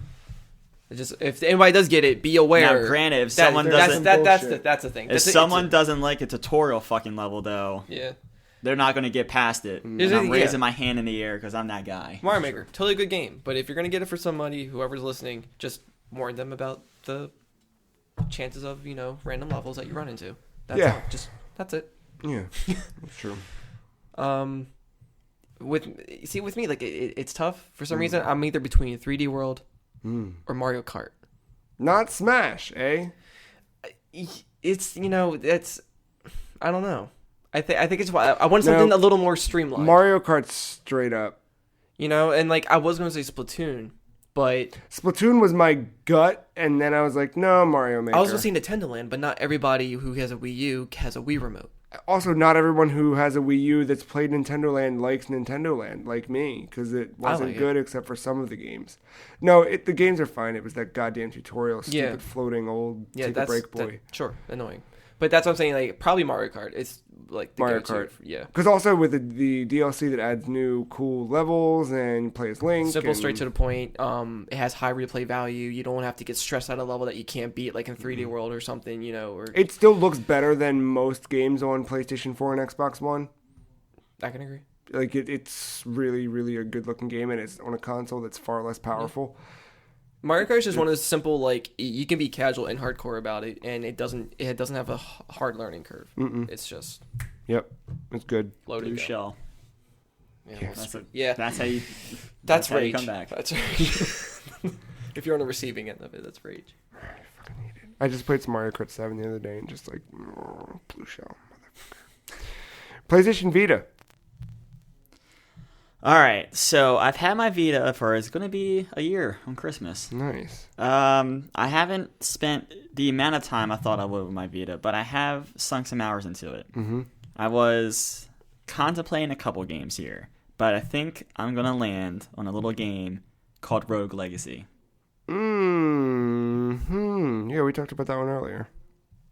Rogue Legacy, it's what I find myself gravitating to in the Vita are your side-scrolling platformers. And Rogue Legacy does that. It has a nice hook of, yes, you die, but you level up and you go into the castle. It's brand new. And it gets the Vita it fits the Vita so well because you can hop in, play that castle, and it might take, depending on how good you are, you might go through the whole castle. Me, I was pretty awful at the game. Yeah. I might be in the castle for about 20 minutes before I die, put the Vita to sleep, and then you're ready for the next castle. Yeah. Rogue Legacy's the combat in that always felt weird to me. Like the hitbox was off or something was off about that. But it was definitely, once you get in and you kind of understand the way to play that game, you're right. Like it's just, you're running through the castle, you make some progress, you die, and then, oh, fuck, I'm dead. But let me jump back in. And the whole idea behind Rogue Legacy is you play the game as a character. Heritage. It's a And then, heritage. you're playing as the heir to that person as you die. And all of them have these little, like, character traits about them. Like, Some of them bald. fuck you. Yeah. Some right. of them are like really good, and then there's others that are just like cosmetic. Yeah. Colorblind, just everything's black and white. I like that one. There's one where, I forget what the name for it is, but it's just like every couple of seconds a cloud of gas comes out of their ass and they're farting the whole time they run around. There's bald, where it's just, you're bald. And instead of it saying loading, when there's a loading screen, it says balding. And then there's like the ones where like I forget the term for it, but lightweight and your knockback is like tremendously far. Yeah, then there's actual gameplay. It's like damn. And sometimes like it's like barbarian. You pick like the less worst of the three. Sometimes you're just dealt a shit hand. Sometimes. Yeah, it's a good. I spent a lot of hours with it on PS4, and then I got my Vita, and I actually picked up my save because I'm looking for something on my Vita. Yeah. This was it, and I played it probably not as many hours as I'm going to on my PS4, but it's close. Yeah, I really liked Rogue Legacy. I feel like if I had played Danganronpa a little bit more, that could have been mine too, because I think that gets the whole JRPG nature of the Vita as well. Yeah, that's one thing the Vita didn't do until later in its life, but it carried on that legacy of the PSP as just being like a JRPG machine. Oh, duh. Wii U, Yoshi's Woolly World. Duh. It's too late. You already cast your vote, Well, dummy. That's fine. Yeah. Vita. Tearaway. Yes. I feel like if you want to utilize the Vita for its hardware Yeah. as well as software, Tearaway was really good at I that. think that's a good way to For go. better or for worse, though. Yeah, I mean it's a very creative looking I game. really liked Tearaway. I never played it, but I respect it. I love it for what it is. I don't know if Media playing Molecule, it, right? Yeah, Media Molecule's first like Vita thing. I don't know if playing it now. I don't know, but like you can go back. My review's still on the free cheese. We were doing this back then, but that like whatever snapshot in time that I had at that point, like I really liked Tearaway. That was one of my short list runners. You can get it on for Game PS4 of the now Year. too with the unfolded. Yeah, I don't know how that one is. I think instead of the back pad, touch You got pad. the use triggers and the touchpad. Yeah, I don't know, but it was definitely like it was so clever. Like just and it looked like you were manipulating paper, I'm which was surprised I the haven't played it weirdest, yet. coolest thing. That looks like my kind of game. It's you'd like it. It scratched that 3D platformer itch, which I think we're about to see a nice little explosion in those once Ukulele comes out and kind of opens the gates for that stuff again. But Tearaway was like, hey, these things were cool. Let's do one that's all paper. What if Shovel Knight 2 was a 3D? That's all I was thinking the same exact thing a minute ago. Like, shit. Shovel Knight 64. I would say for Vita, Spelunky's my answer. Kind of similar to Rogue Legacy, where it's that I gotta go again. I gotta run again. I gotta see how far I can get, because it is like a roguelike. You are, when you die, you're back at the beginning, and it's randomly generated too, so the levels never feel stale. Just like Rogue Legacy, where the castle's always resetting itself each time. You kind of just keep running through, and then it's all similar but different, and you're always able to like push yourself to the next bit. Vita was made for Spelunky, I think. Like that game just cool. I killed days of my life playing that. Runner up with Vita, I'd say Little Big Planet Vita, because I was gonna say Gravity Rush. Oh, Gravity Rush, yeah, that's a good one. But the Little Big Planet was like the best. I think the one for Vita, I think, is the best version of Little Big Planet. And the funny thing is, Media Molecule didn't even make it. But it's Tarsier Studio made it, the one that's making Little Nightmares coming out next year. Oh, okay. And their version of Little Big Planet is so good. Little Nightmares looks fun. Little Nightmares looks great.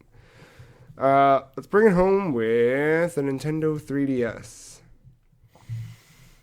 Don't own one. But if you I had I asked for one, and the game I asked for, which I think just falls right in line with like that streamlined experience on a Nintendo platformer, Super Mario 3D Land. Yep, that's a great game. It's a good choice. Yeah, when I got my 3DS, that was the second game I bought, and yeah, it was super dope. Like just. So you got another one? What do you mean? Well, that box for the 3DS, you got 3D Land included? Oh, yeah. So, I bought the original, I bought the thing, Mm-hmm. and then this one came with it pre-installed. Cool. Yeah. So, I still have to transfer my game save from the cartridge to the digital. Mm. Oh, you can do that? Yeah. Oh, cool. There's a save transfer tool built, you download it from the eShop. It's weird. Oh, okay. And then you run that with the cartridge in and tell it where to move what. But I want to do that so I can go back and replay through that game.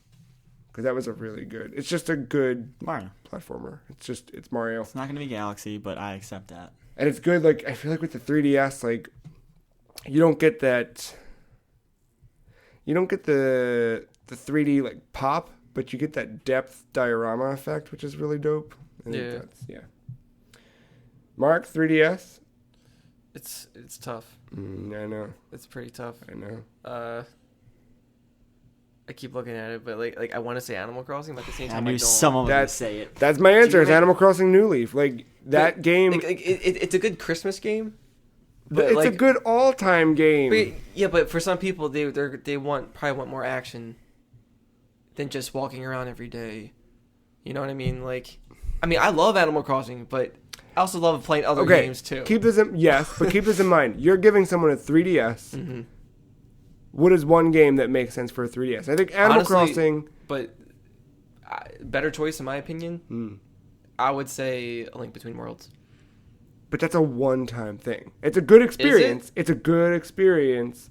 But I think Animal Crossing, because you go in, there's so much you can do. Every day there's little tiny tasks, and every day you build more and more tasks. I get that totally. But I just mean for like a general audience. But like general audience, I don't think most kids. You have this give new a shit. 3DS, and you want to take it everywhere with you because it's your new thing. Mm-hmm. So, what better thing to do than everywhere you are, occasionally check in with your little town. And as you wander by other people with your 3DS in your bag or your pocket, who carries pockets, Jinko jeans, and then street passing with people, and you're exchanging your house with strangers and like going and visiting their house, and then I can get that. There's so nobody many does layers. that though. I do that. You exchange houses with other people? Yes. When? All the time. You don't talk about it? Every time I open up my 3DS and it says there's an Animal Crossing Street Pass, I am so excited to go in, run up and talk to, is it Lottie? I go up to the little Street Pass section, I find the new houses I've Street Pass with. And I go in, I look at people's houses, and I see what furniture they have that I haven't collected yet. And you can order up to 3 pieces from the Happy Home Academy each day, and I do that. Barely do I love Street Pass with Animal Crossing. And now you've got the New Leaf, or the Welcome Amiibo stuff added in. There's so much to do in that game. It never stops. So much to do. It's never so old. much to see. But what's wrong with taking the back street, boys? No, it's good. I mean, that's why I brought it up. Like, I can see the good to it, but I can also see it getting stagnant for some. True. Who are more impatient. True. Very true. So. But I'm on the same level with you. Like, I love it. It's a great game. I think ultimately, though, to bring our holiday buyer's guide to a close, a game that we can recommend universally on every single platform that we have named, and even more than we've named, is Shovel Knight. Yacht Club Games hit from 2014. Shovel Knight. Yep. Shovel Knight. For people who might get turned away from that, and I've heard of those who have, and it hurts. It does, but don't. Yeah, the name can sound weird. Maybe you're not into knights or shovels or whatever. Right. It plays like a classic Mega Man game with like a Mario charm to it, a little bit of like platforming wise, overworld wise, memorable characters. Mm-hmm. They're not just there for the sake of being there. And continual free updates. You got Plague of Shadows last year, free update, which is a second. I would say it's a 1.5, closer to a 2. Yeah, this is for if you grew up on old NES games, this is like a love letter to that. The combat style is like Zelda 2. Yep. Or in Castlevania. Yeah. The freecheese.com's review of Shovel Knight said it's like a long lost NES cartridge that just unearthed itself in 2014. And it is that. Yeah, and another thing with this NES Classic that's been hard to get for everybody, if parents, well, if you're unaware of the alternative, there's a virtual console. Yep. For 3DS and Wii U. And all these games are on there. NES games are $4.99. Yep. You can get Super Nintendo or whatever. Mm-hmm. You can Super Nintendo is somewhere now on the 3DS, on the new 3DS only. Mm-hmm. But right there, you just buy Earthbound and you're done. Game Boy Color, you can play on the 3DS. Mm-hmm. Nintendo, Super Nintendo, 64, Wii. Yeah. Not GameCube, oddly enough. No, but Game Boy Advance. All on the Wii U, so you can just get a points card. Yep. There you go. Done. Or if you really want some NES Challenge, NES Classics remix. Yeah, the remix, yeah. Or NES 1 and remix. 2 on... I mean, yeah, on both of them. Yeah. That's good stuff. So if you want to fill that NES Classic void. Yes. You can do that. There you go. With any of these platforms. A little more expensive, but hey. Save states. It's true. Well, that's been a Free Cheese 176, hasn't it there? It has. It has. We have some exciting stuff coming. It's called Game of the Year. Oh, snap. Yeah. So we record our Game of the Year stuff in a week's time. Roughly, right? No. It'll be a week. In a week. It'll be a week. I think so. Yeah. So we're going to be recording some of that stuff. I forget how We're going to be done on the 8th day, but... Yeah. Yeah. It's true. So we're going to record that stuff. Here's what the next few weeks look like on thefreecheese.com and our podcast. Next week, you'll get a regular episode, just like you would right now. You'll have a 177. The following week is Christmas, so we're not going to be recording. But the day after Christmas, you'll get the first of 5 parts of Game of the Year conversations. And we'll give you more information on this next week in case you miss it here. And more details will follow, of course. Yeah. But yeah, the next week you'll get, or rather the day after Christmas, you'll get the first of 5 Game of the Year episodes where we're going to go through and basically vote on our categories. Everything from best single player to most disappointing to, I'm not going to go through all the things. Yeah. Surprises, right? All the way up to Game of the Year. But so we'll have all of those and we'll break them down day by day by day. That day after Christmas, like I said earlier in the show, we're going to be live streaming all day. We'll play Overcooked, among some other things, but that'll be a fun day. But this week coming, so today's Sunday the 11th, so the week between now and the 18th, when you hear us next, go to thefreecheese.com because you will have a poll for Reader's Choice Game of the Year. And you'll have some different options you can vote on there. But do that before the 18th because we want to be able to incorporate that into our Game of the Year podcast conversations. So you have a week to go vote for what you think is Game of the Year and other. I think that's everything. Then we'll have the normal post as usual tomorrow, or if you're listening to this on Monday, we'll have a Monday morning editorial from me. Wednesday, we'll have a retro spotlight looking back at 2001 and a game that was golden in the year 2001. Ooh, I can't wait till you read what that one is. If you look through the year 2001, it's kind of obvious what it is. There's a game that very... We're looking it up now. Yeah. 2001.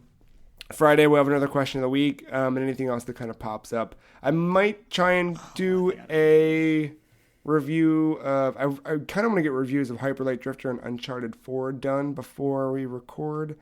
They're not necessary, but I feel like it'd be good just to give those things some scores and slap them on the site. But other than that, everything should be running as normal.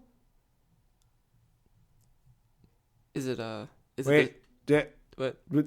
After. It's RuneScape. Find out. No, it's not RuneScape. It's The Sims Hot Date, you idiot. Jeez. If you like this episode, you could find this episode and all of our other episodes on iTunes, where you can subscribe, rate, and review us.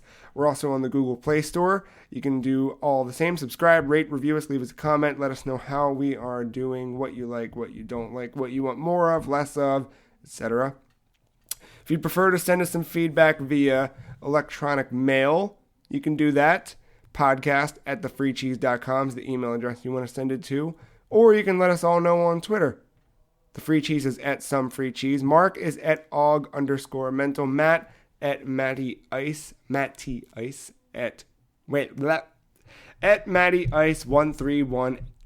I keep on saying Matty Ice yes. 131. I don't know why. I was going to say @MattyIce131 at thefreecheese.com, which is not at all. That's not even a real email address either. No, none of that exists.